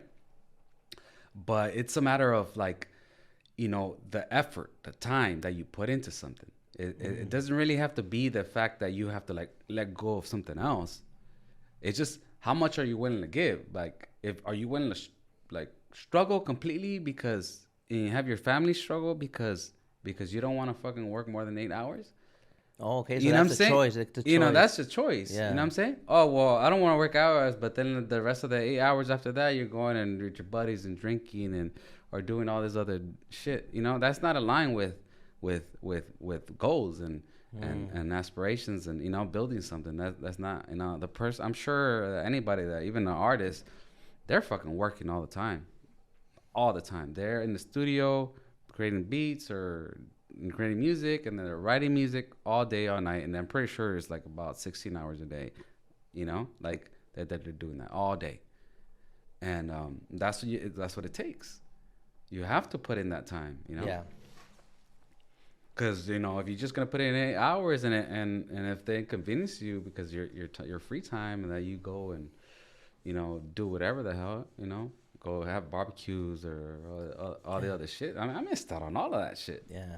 So dale al 100 on both. Fuck it. Like, if you want whatever you want to do. I mean, if you hate your job, like if you're not happy at your job and you're gonna get out, you have to find another job that you do like, and you have to put in, and you have to learn the skills to do that, right? I mean, or you stay where you are. I mean, learning the skills, bro. That part. Oh. Yeah, but you get what I'm saying, right? Like, it's definitely like definitely, man. You gotta freaking really want it. If you don't really, really want it, bro, you're not gonna you're not gonna see it. You're not gonna see it, man. The sad part is not knowing deep down what you want and knowing you have, like we were describing earlier, you have that, you knew you wanted something, but you didn't know what. Yeah. And it's like, where do you throw all that energy, right? So, and then stuff happens, gracias a Dios, then it's like, oh shit, look over there. That's my lane right there. That's what I'm gonna do. Yeah, but like it doesn't work like that for everyone though, right? No, some people already know what they want. Yeah. And some people are like, oh, I want to do this and if you have that, damn, that's beautiful. But if you don't, then you have to figure it's because you don't know who you are. Just because you don't have that doesn't mean you're not capable of greatness. Right. Yet. Yeah, of course. Yeah. In my case, like I said, I didn't know. I was good at focus on what you're good at, and when you're good at, you usually is because you're passionate about. Yeah. As a kid, you would have never thought you're doing what you're doing now. Yeah. It's not like I want to grow up and do that. No, definitely not. But I knew what I was good at. Yeah. Which is what? Like for instance, I was growing up. I played sports, but I was a little more aggressive. So I was better at like football than soccer. So I knew I didn't want to play soccer, but I love playing football, right? And then I got into boxing. I knew I liked boxing, right? But then it came to a point where like I tried to play, even whatever. But then it got to a point where I couldn't do that anymore. I was too old, right? And yeah. So I think you got bored or something. No, like you just get to a point where you just can't do that, and you have to let go of that dream. And then sometimes you're like, let's say like, and you had a boxing dream. I never. No, like it was just things that we did. It was just I was a kid, like like somebody, let's say, for I'll give you an example. If you're a soccer player, you're really good, and then you made it to whatever level, and then all of a sudden you're just kind of like, it doesn't happen for you, right? And your whole life you've been working for this thing, and it doesn't. That's the crushing thing on the other side, because let's say somebody does know what they want, and let's say they stick to like soccer, and then they play soccer, and then all of a sudden their dream gets crushed. They get pretty far, but their dream gets crushed way back then. Then they're like, "Fuck, this is all I had." Yeah, sounds very depressing. It does. It can be. Right? It does, because now that your dream didn't happen, you didn't make it to the NFL, or you didn't make it to whatever professional basketball, whatever it is, you didn't make it. And that's all you did. That's all you focused on for the last 10 years, and you didn't make it. And now you got to like, fuck, what do I do with my life now? And not make it about yourself, like blame yourself. Because, so that's kind of like the deal, right? So who like, if you go through that and you make it, kudos to you, man. Like, you did it, right? You're that small percentage that did it. If not, if you go back, then you in that moment, you're going to realize what I realized a long time ago. Those 10 years back, I've been trying to figure out who the hell I am, and end up and find out what I'm good for and what am I here for or whatever. It's a beautiful journey. Don't get me wrong. When you start discovering who you really are, man, you become wise in that sense. Not in other things, but at least in that sense, you become wiser. Because you feel like at least more about yourself. Yeah. And that helps you. I feel like that helps you through life. And people can't shake you up so easy, because if you don't know who you are, people can just shake you up. So up until this point, what have you realized about yourself? I realized that there's a lot of things about me that I needed to change. A lot about myself. I realized that the biggest thing that I realized a few years back was that I realized that I learned to quit very easily. You learned to quit? I learned to quit very easily when I was a kid. When I quit soccer, that when I was at I think I was like 10 or whatever, that was my first time quitting something. And it becomes a habit, and you don't realize that. Oh, okay. Yeah. For me, I saw it, And so now I have a different perspective of the way I do things. And when I do things or when I start things, that I make sure that I start and then finish. So you still get a hunch to quit sometimes? No, it's not the feeling's still there, but you don't act on it anymore? You recognize it. Okay. And the way you recognize it is when things get hard or they don't go your way, you run away. You quit, right? If you think about it in that sense, you and it's something to very pay attention to, because whenever it gets hard, it doesn't get your way, you're gonna be like, oh, fuck this, I'm quitting. I don't want to do this no more. I feel like that with these fucking cameras all the time. But yeah. No, that was my life until I realized that I was doing it, and that was one of the things that was holding me back in life. And then when I finally realized that, it changed my world, man. Like, honestly, because it's okay to start something, but if you're going through half of it and then it doesn't go your way and you quit halfway through, then that's the definition of a quitter. But what if you try to rationalize with facts and statistics? You still deep down, you're gonna know if you quit for the wrong reason or if you quit for the right reason. Because there's a good time to quit as well, right? Like, it's like.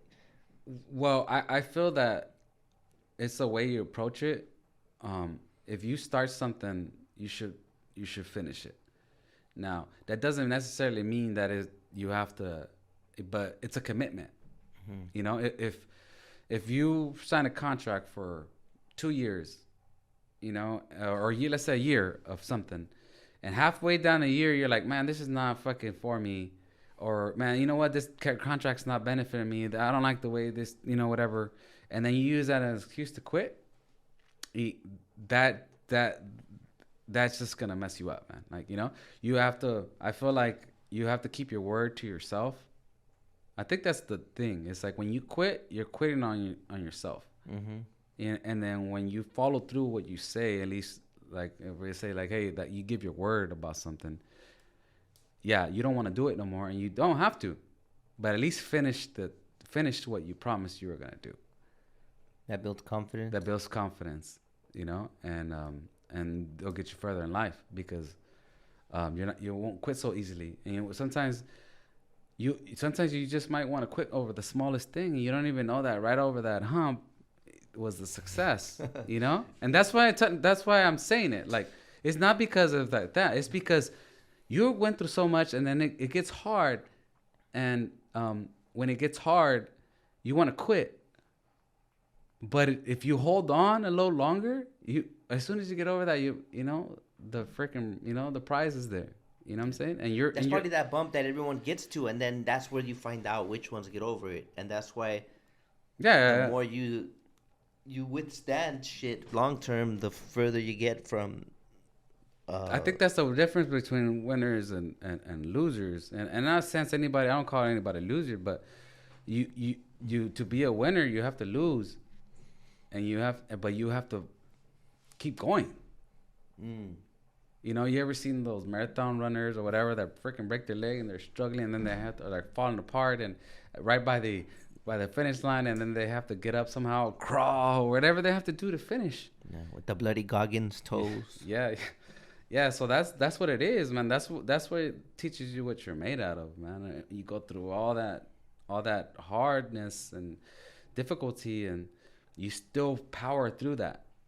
When you power through that, you learn something about yourself, and you learn that there's a new limit for you, and kind of that's at least in my experience, that's how I feel, and even like through my challenges now or whatever, it's like, okay, like, yeah, you can have big falls but you still go, you still get up, you still go, you still find the passion to keep going for that dream or for that vision that you have, and you just keep going, and until you get there, and I have perfect faith that I will, I for myself, and I'm pretty sure the people that have gone through it, or maybe are successful, very successful right now, have gone to the same point where they wanted to quit, and they're like, man, this is not for me, or I fucked this all up, and they didn't quit, and they stuck through it, and they are where they are now because they were able to do that. But you think depending on what they've been through, it determines their success rate in the end? People that have failed and had a rock bottom are more likely to succeed if they, reintegrate to whatever they're doing, to entrepreneurship or dream or whatever. Sometimes I do those long ass run-on sentence questions, Let's just do this. What does rock bottom mean to you? Rock bottom? And does it help you now look back and be like, oh, it's not that bad because I already hit a rock bottom? Do you feel you hit a rock bottom? I feel like I have.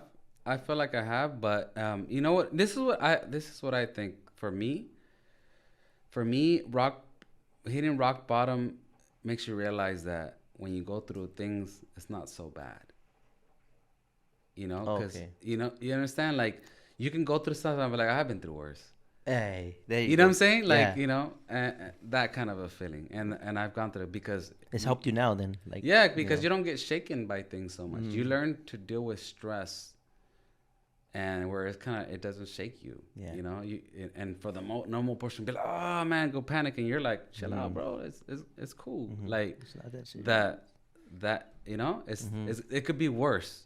Trust me, and maybe for that person, that's their rock bottom, right? Or they think that's their rock bottom, but it's actually worse. What does it mean to you, rock bottom? Rock bottom, man. I mean, rock bottom means you completely get torn to pieces doing whatever you were doing. It means being completely torn to pieces, and you have to pick yourself up piece by piece. That's what rock bottom is. And then the fact that you're able to put yourself back together and then climb out of that. You think there's multiple rock bottoms, or there's only that one rock bottom and it has to be the one that changes it all? Or I think it's that word or phrase is designated strictly for that one experience in your life, right? That was the worst, you think, or To that point, I yeah, think you're always gonna have that. Rock bottoms or those hard times are always gonna, but that means that you still got a lot to learn, a lot to wise up, yeah, and there's a lot of areas in your life, and yeah, we're not gonna be the same person, and we're gonna change, and we're gonna have, and if you're a person that likes to keep moving forward and keep growing as a person, you're gonna hit a lot of rock bottoms because there's gonna be a lot of areas in your life that you're gonna, you know, yeah, and especially when you're getting into new things, because there's a learning curve to everything, you yeah, know, and so that's kind of so yeah, I do agree. There's a lot of rock bottom. There's always gonna be your whole life. I yeah, believe that. So now that I think that it makes me feel more like I expect it, and it doesn't, like I think sometimes people feel that you're not gonna go through stuff, and that's what I'm saying, that entrepreneurship or when you go into a business, you get exposed, you get exposed, and you go through rock bottoms. It's a wave. It's a wave. yeah, You feel the wave. yeah, There's the highs, the lows. You feel them. You definitely feel them. When you're high is cool, and when it's low is low. And that's how it goes. And yeah. as long as you keep going. But you mentioned high, and that made me think right now that maybe when I was high or on some shit, it doesn't make you feel the rock bottom. You're in denial, and then you think like mixing sobriety into this, it's like I think you could be in denial sometimes and be like, oh, it's not rock bottom yet. Like you're always like, it's not rock bottom yet, and then I would always think like that, but you didn't ask. But my rock bottom was the losing the license and like shit falling Right, right, apart from there, and like having to do another job, like something different I'm not used to, and then like pivoting, right? right, right. And like pivot, Yeah, yeah, and but still to an extent it was like, oh, it ain't rock bottom yet, because I don't know why I thought that my rock bottom had to be either like under a bridge or like, you know what I mean, like homeless, like it's like I'm like, it's not that bad yet, I could keep getting high, I could keep doing stupid because shit, you've seen but people worse off. yeah, but then That's I realized that my rock bottom might not be the typical traditional rock bottom. My rock bottom could be death, and one that I couldn't recover from, because a relapse would be the gateway to that. right. So I don't know how to describe it. I guess I knew there's no point to try to prove to myself that I hit rock bottom, because it's too risky. Right, right, I might not live to talk about it, right. because I think that would have been my rock bottom, the way I was going, like just die, and I couldn't tell no one about that. Right. So It's always hard, man. I think like sometimes I don't know, I don't men. We're know. very to ourselves and hold a lot of stuff in, and we do go through these challenges, and it's good to be able to talk to somebody, Yeah, because it can be the difference between life and death sometimes, yeah, and but yeah. That's when you do the stupid shit, when you get in your head and you didn't talk to no one, and that's when the relapse happens. I don't know if you ever had any issues with like substance abuse, but or yeah. it was just DUIs, but No, yeah, yeah. I mean, you for know, sure, for sure.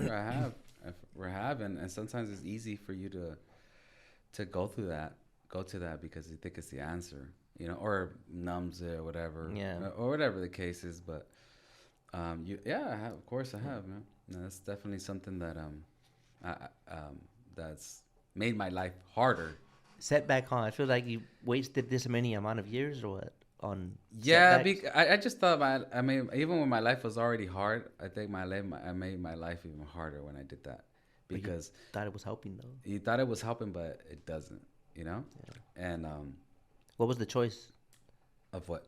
of the of the substance? What was your I mean, I did a lot of drinking, but the time I did like, other drugs would be like cocaine, yeah. things like that. But The music? They're in the music scene maybe, because it's very it kind of goes hand in hand with that atmosphere. right, It's right, easy to access, and yeah, yeah, everyone's doing it, and Yeah.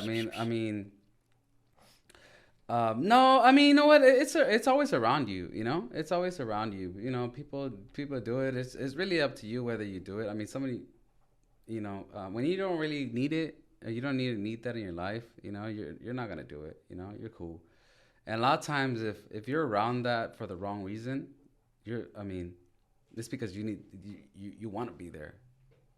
You know, like you know, it's kind of like when they say, you know, misery Loves company. loves company. You know, and Ah, that's what that is. You know, you want to be there. That's what you want in reality. yeah, That's what you yeah, attract it. yeah. Because if you didn't really want that, then You will put yourself in those yeah, you would put situations. yourself in a different situation.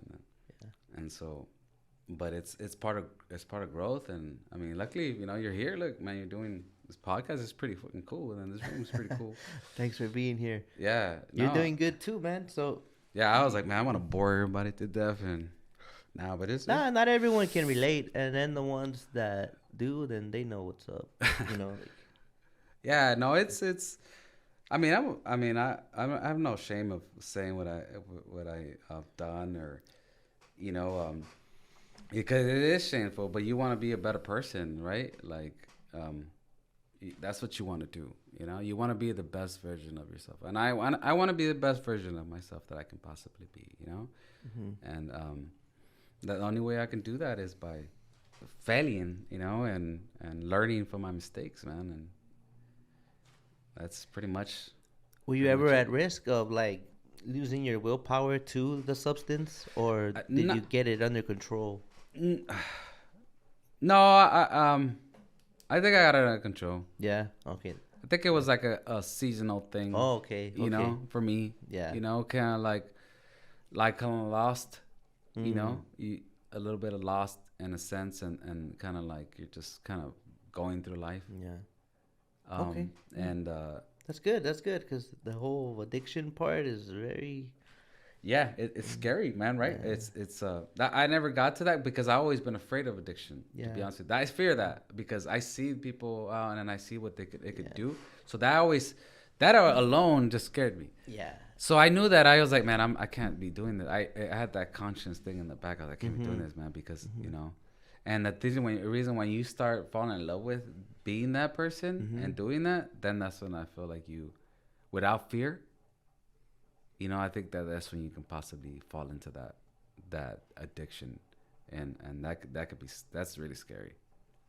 Yeah, it's powerful because you could be doing good for yourself and shit could be lining up, and then you find something to I don't know a way to fuck it up or something. I don't know, but I'm just speaking about my experience. At least for now, I'm good. I feel I'm good. This whole year, this whole year, bro. Hey, man, It sounds like a long time, but that's it a really isn't. that's a blessing. You But know? I've been quitting on and off forever, bro. But every time it gets a little better. Yeah. So Well, that's a blessing, though, man. you know Like what I you mean? know, you just take it one day at a time. And I don't know if you're religious or not, but or you know, believe in God, but you know, that definitely helps you. You know, I wish I was a lot more spiritual than I am, and I'm trying to. That's a part of me that I'm trying to grow, but you know, definitely sometimes you get that power and that will, and it has to come from some other source than yourself. You know.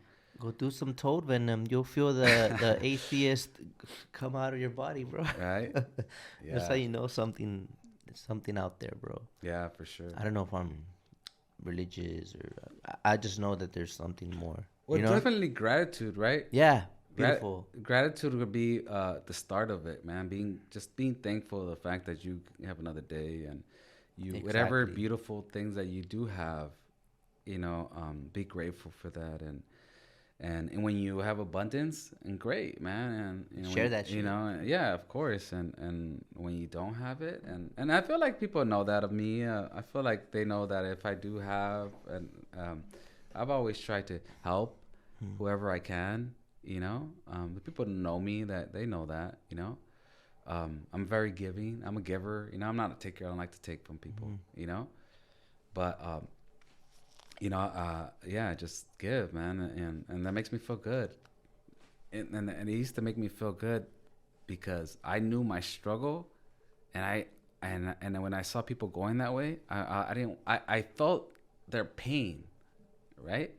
Like, oh man, I don't want this guy to go through what I went through. Let me, like if I can help him in any way, like I will. Yeah. You know?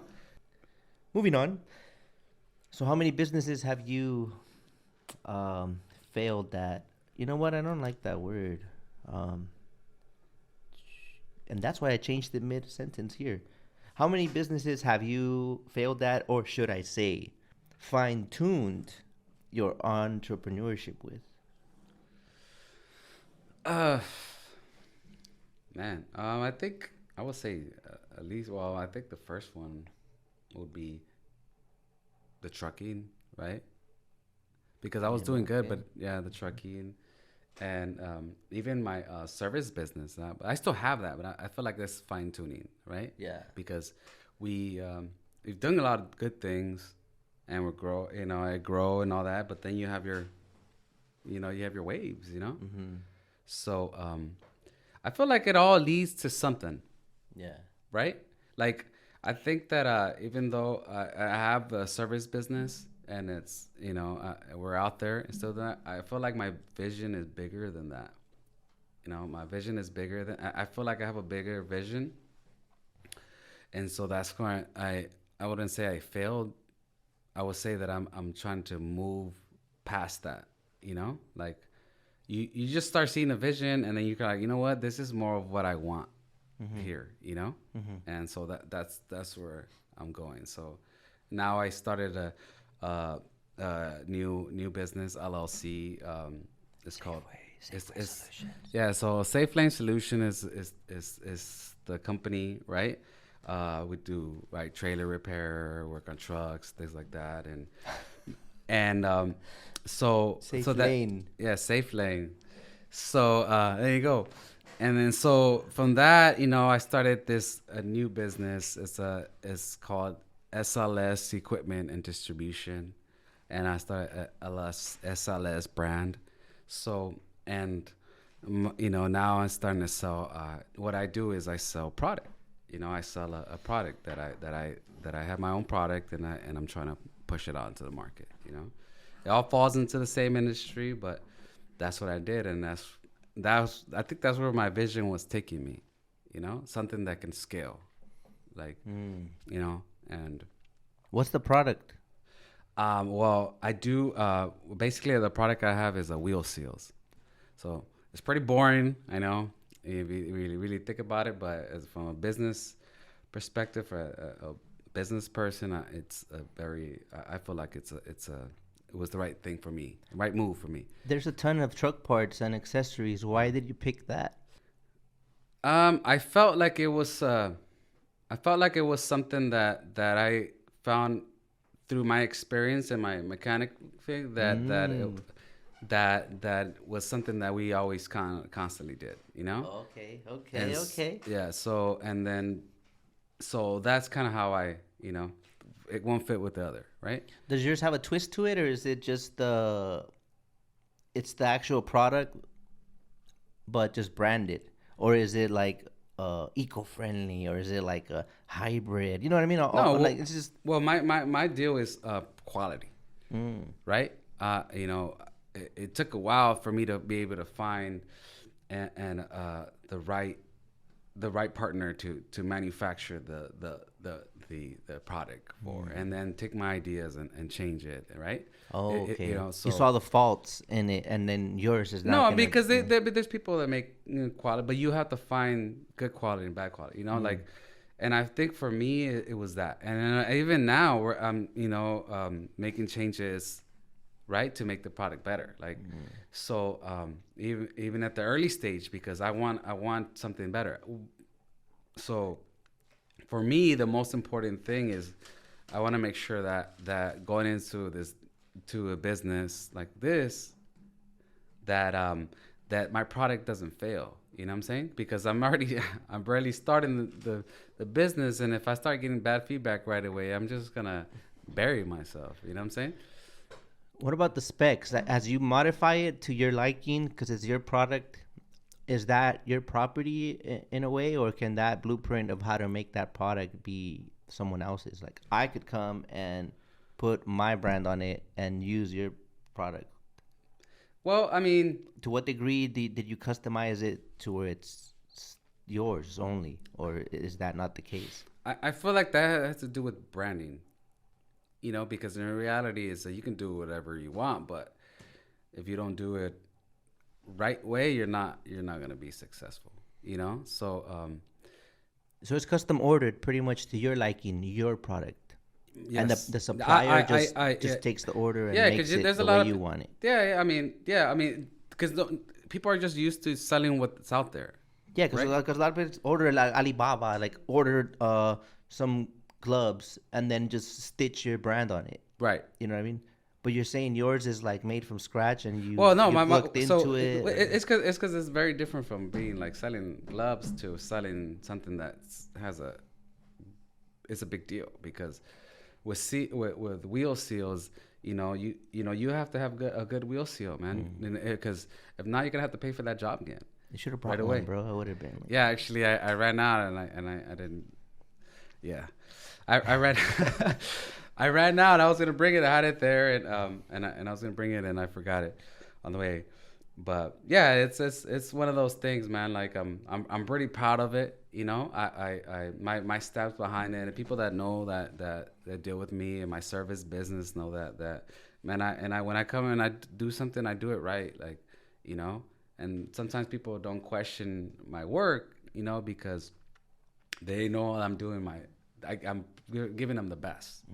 And so that's why the approach I'm taking here, with the product. And people sell however they want to sell it, but for me, it's important that you have a good reputation. how do you set that up? Like, I don't want to do wheel sales because I don't know nothing about that market, or you know what I mean, Yeah. or who to target. But coming up with a product, and what's the first step? You know what the product is, and then what? You got to register the company tailored to the service, that product. You know what? I'm just gonna tell anybody that has anyone that has dreams of doing something like that, to just kind of,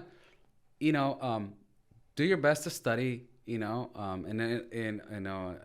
think that,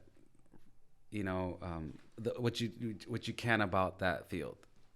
You have to know the field. I would never got into something if I didn't know the field. Like, so it just goes hand in hand. Like, that's why. Yeah, so don't go and be like, oh, he's doing good doing wheel seals. I'm gonna do wheel seals too. Right, you Like, know nothing about that industry, and I know the industry well. I know what works, what doesn't work. Like, it's just that's I know what sells, what doesn't sell. Like, you can't go into a business and know nothing about it. You're just asking for it. You know what I'm saying? And that's why I always tell people, just focus on what you know, and focus on what you're good at, what you know, because you know a lot about something that most people don't know about something. And most people don't know about it. And if you're knowledgeable in that field and you focus on that, you can possibly come out with something yourself. But that's what I say. that's just risky. It's like Herbalife to me. No offense. Like, Yeah. I mean, the whole like going all in on, because I'm not comparing Herbalife to your product. Like, calmado, calmado. But I hope to get to that point. Shit. Because you bought. I had a failure with that. Get a bunch of the fucking product, and it wasn't selling, and I'm stuck with that shit. So like, making your product. Yeah, you got a whole year supply of freaking some kind of Yeah. So how do you avoid herbal tea and shit? Yeah, bro. Like, so how do you avoid like just having that stock in the garage of wheel seals? Like, that's why you made a calculated decision, right? I make calculated decisions, and even when I do make calculated decisions, they still go wrong. Oh, You know what I'm saying? Like that, but I have a better odds. Yeah, yeah. I really do. And I feel like I've gotten really good at that, but there's always people trying to take advantage. Especially if they see they can. Don't if you're desperate or if you start talking too much and you tell people, oh man, I got this money, like I want to do something with it, and then you start telling everybody, somebody's gonna be like, hey, you know what, I got this thing you can do whatever, invest, and then I'm something. You know what I'm saying? Like that happens a lot. So yeah, you have to know your field. You know what you're talking about. You know what I'm saying? Get a lot of input and study it. You know what I'm saying? And always come out with something good, man. You know that's as far as selling it. You know, if you've never been, you never been in sales. You know, I know that I'm good. I'm good at selling because I've sold things before. You know, and I know that what it takes.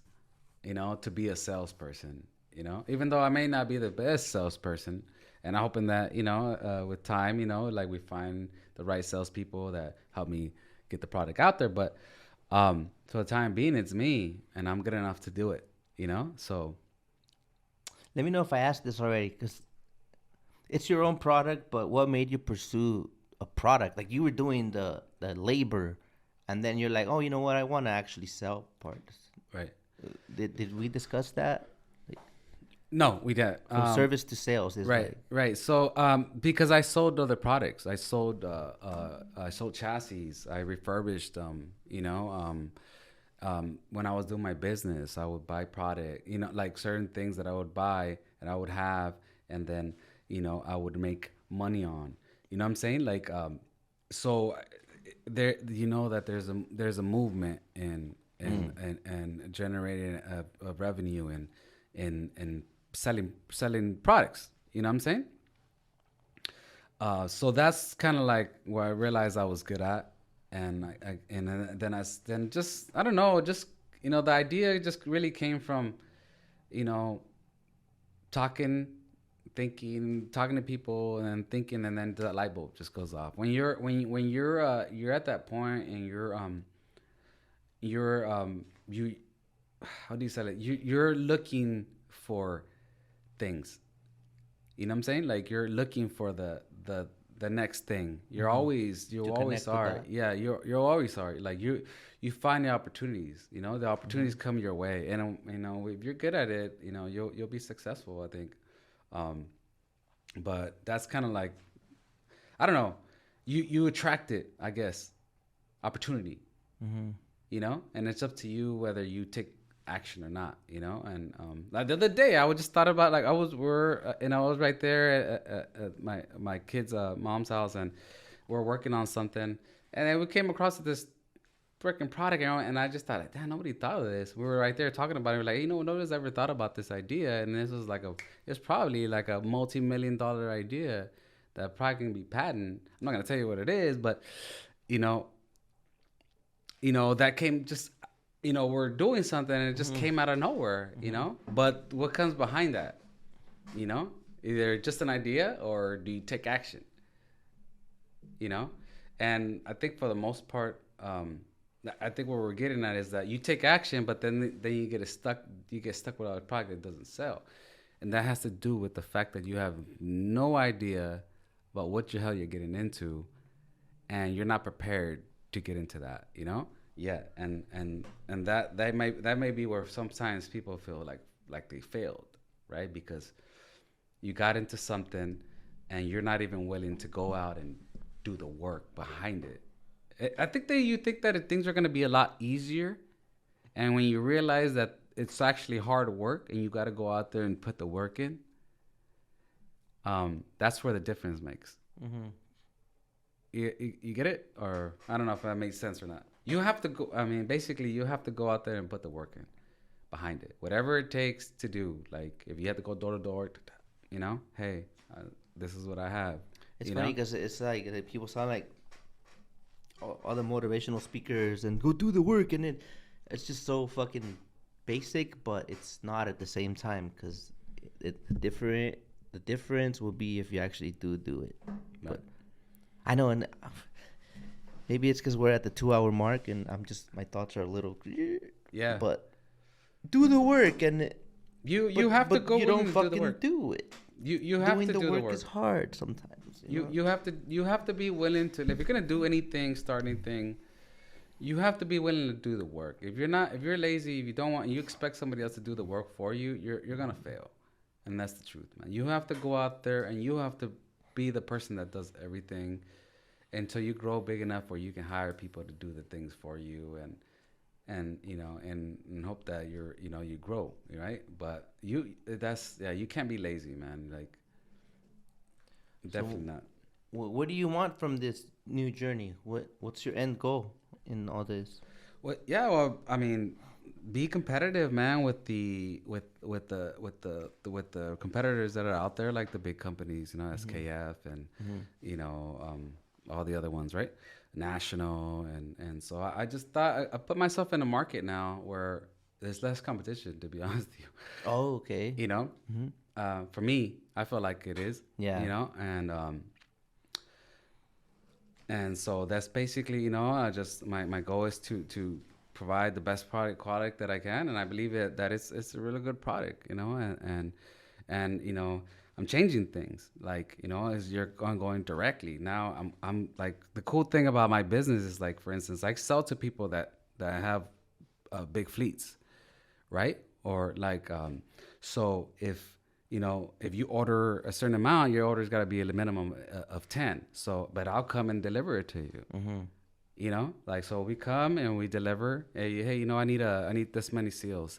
So use 10 or 20 or whatever it is that you need. We come, and really convenient. You just we drop it off, you pay, doop, and we're gone. And what I'm saying? You don't have to stop your work. You know what I'm Mm-hmm. saying? It's almost like that Amazon thing. You order, and Mm-hmm. it's straight to your door, right? Mm-hmm. You don't have to go to the store. You don't have to, you stop what you're doing and go and do all that stuff. It's just, so that's kind of like the difference. We're going straight to you, almost like the Snap-on truck. Oh yeah. Right? They Yeah. go straight to you every week, right? They drive around, and then they come to you, and then you see them, and you go in there, right? Mm-hmm. Right? A bit like, kind of like that, but And then another thing, I'm not selling a whole bunch of things. My thing is like seals, right? I focus on seals and making best quality seals that I can possibly make, right? And we do, and that's, when they're made, that's how they were made. They're made to at the highest quality. Like, that's what we pay for, Mm-hmm. and because I don't want that bad feedback. I don't want that, like, hey man, this piece of crap fucking went out after you put it on, or what I'm saying, like, Yeah. I don't want that. I want people to be happy with their product. And I want to do my job, and as long as the CEO does his job, and we're good, right? And so that's kind of the deal. So Well, I'm glad that things turned around and you're going in the right yeah, direction towards the top. Eh? yeah, man. So But if we could time travel and you would go back and tell the younger Delgado something, what would be your advice? man, Or you wouldn't tell him shit because you think it might shift your life in another direction and then you wouldn't be here. that's Ooh. that's kind of hard, man. I mean, what would I tell my younger self? Um, Jesus, I would just be patient. Be patient with yourself. I think it's the most important thing. Is if I was there in front of myself, I'd be like, hey man, you're gonna everything that you want and goals and dreams that you have are all gonna come true. Just be patient and understand that there's a process to everything. I think understand that you're gonna go through this because it's part of it. Yeah. There's the waves, the downs, the lows. Just don't get too down on yourself or too high on yourself. When you're doing good, don't think you're the shit. That's a good and one. and Okay. and then when you're doing bad, don't think that you're the worst, because you're not. And there's two peaks, like, you're right, the low peak, the high peak, and it's very important that you don't trash yourself or get so down on or hard on yourself when you're down, because you won't want to go back up, or Yeah. you'll keep yourself there longer than you have to. Yeah. And then the same thing when you go up, like, don't think you're too high on your horse, because then you'll stop doing the necessary things to keep you that got you there, Oh, that's right? true. Yeah. So, always keep yourself, Stay hungry. stay hungry. Always keep yourself there, and just know that it's part of it. Definitely that. I think that's the thing I would tell myself. Yeah. Is I don't know if that's a good answer. Is he listening, or you think he's listening? I think. What do you think he'd be like? Oh shit! All right, I got you. Yeah, because it that affects your every part of your life, you know, even your personal life, you know. So just become better, right? I have one more. Yeah. I hope that was a good answer. I don't know if that was a good answer or not, but That's what I would tell let them decide. But yeah, that's what I would tell myself. It was good about the high horse stuff, and don't beat yourself up when you're down, and don't think you're the hot shit a little too much. Stay humble when you're up there, because you could come down. If you knew today was your last day, would you have any regrets? Like, it's not up to you. At midnight, you're gonzos. But right now, what do you think? What goes through your mind? What do I gotta do? Do I have regrets? As far as me reaching my personal dreams and stuff like that, I don't, in that sense. But I wish that I knew that that there was other ways to do it. That you don't have to, you don't have to do it alone. In a sense where I was always by myself, but I could have always included my girl with me and my journey. We could have done it together. Or and I could have been around my family a lot more, and so I feel that even now, like for instance, now it's like, but I don't know, because now it seems sometimes that it's easier for me to make moves, in a sense.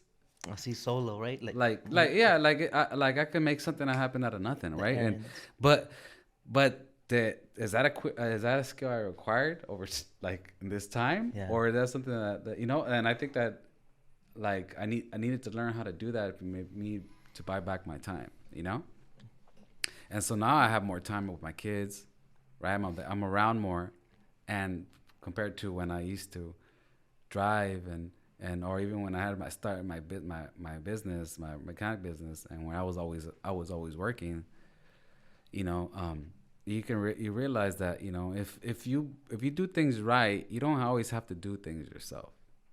You can always hire help, and when you hire help on, you're not expected you're not gonna make the same amount of money, but at least you'll be available. That's the thing, I think, and that you want to think about. If you want to be around, if you want to be around. If not, you're gonna do everything yourself. If you're gonna do everything yourself, then expect to be gone all the time, never be around. But if you're willing to give that money up, make less, and hire somebody else, which probably needs an extra job, or maybe he's looking for the extra income or whatever. If you do that and you're willing to give that part up, then you buy back your time. You keep saying time. So are you saying if today was your last day, you would regret not spending enough time with loved ones? Yeah. I think that I guess that was the question, right? Yeah. You did what I did, but now I don't feel so bad. the long and that was good. My buy back my time that I lost. That definitely. But si Dios quiere, it ain't over at midnight, so I guess you got a little hint for yourself right there, moving forward, huh? Mm-hmm. We're at over 2 hours. It was great. Anything you want to say that I didn't bring up, or there was something you wanna tell them, flex, or no? Yeah. No, we had come up with that song. You forgot to bring it up. Oh.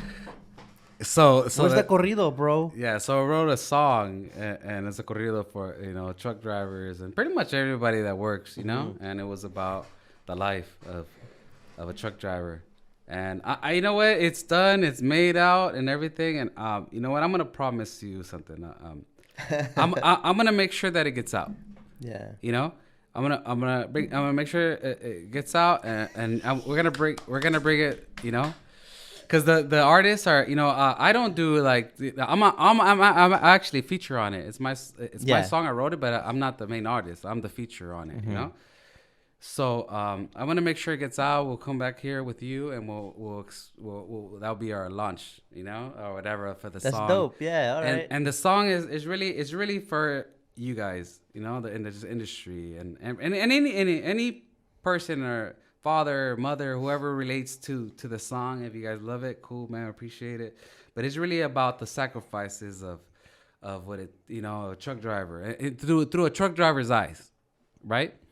Basically, where we live, and we talked about it, right, when it was coming up, and I told him, yeah, this is basically the life, right? This is the life, and these are experiences, and you were working on a chassis, and I'll go bug your ass and just like, remember at that yard? Yeah. So that it's a cool song, man. It's a really cool song. And yeah, we're gonna get it out. I promise you that. Actually, I'll move on that sometime this week. And Aiden, hey, you're gonna do the pinky promise on here. Yeah, for sure. Yeah. But then that's life, right? Shit happens, and then like, at the time I had lost contact. Me and Miguel and Gio were doing that Containero Society thing, and, right. And then I met you through Miguel, right? And then so for a moment we were not that close, right? So I lost touch with you, right? And that project, yeah, we all got that project busy. Kind of just died out. Yeah. And well, I made sure it happened. I was always curious, like, what happened to it? Yeah, I made sure it happened because it was a really good song. I was like, it's a really cool song, and it really is. I think you guys will like it a lot, to be honest with you. And probably some, for me, I get cheery because when I hear it, because it reminds me of the life and like we talked about, you're fucking always gone, and the whole freaking, I think one of the verses in there is like, man, you come home and your kids are asleep, and then you leave and your kids are asleep. So that was the life, you were always gone. You never saw your family, and they never saw you, and you always in a rush, and it can be sad. It can be a sad life, man, And so and sometimes that's to the wives. Sometimes you got to understand that, we want to feel appreciated too, because they don't know that sacrifice of putting that, putting ourselves through that, just to give our family a better life, it's a big one, And then for the record, it didn't not happen because I was being annoying. Like, hey, what if we mention this, or what if we mention that? No. Okay. No, of course not. No. Okay. No, no, it wasn't definitely at all. It was just the project, that getting everything together and all that stuff. But it's done. It's recorded. It's everything's done. Everything's done. Oh yeah. Yeah, everything's done. Oh shit. They were gonna do a video on it, but I don't know if that's gonna happen anymore. But well, at least we'll release a song. But I think it's a pretty cool song. I think people will like it. Definitely. Yeah, maybe when it comes out, we could use it as the intro on here, and then get it out there, or just have, I don't know. We'll come up with something. Anything else you want to add? No. Where can they find you? Yeah. Where can they find you? Are you on social media? Do you have a business phone number you want to share? Yeah. Well, just no, just SLS Solutions. We usually come and find you, but Safe Lane Solutions. You can look us up. That's on Instagram, okay, right? So that's my mechanic shop thing. But as far as my the whole seal thing, that we're gonna come out with that pretty soon. Be able to be the website, the Instagram, the whatever social media thing, all that'll be out there. So for sure we'll get out there. So at the moment, it's more like hands-on, like more like. So for most of I'm doing the groundwork. Okay. So right now it's like, hey, a local business, we're doing the groundwork, but getting it out there and doing the work. That's what it is right now.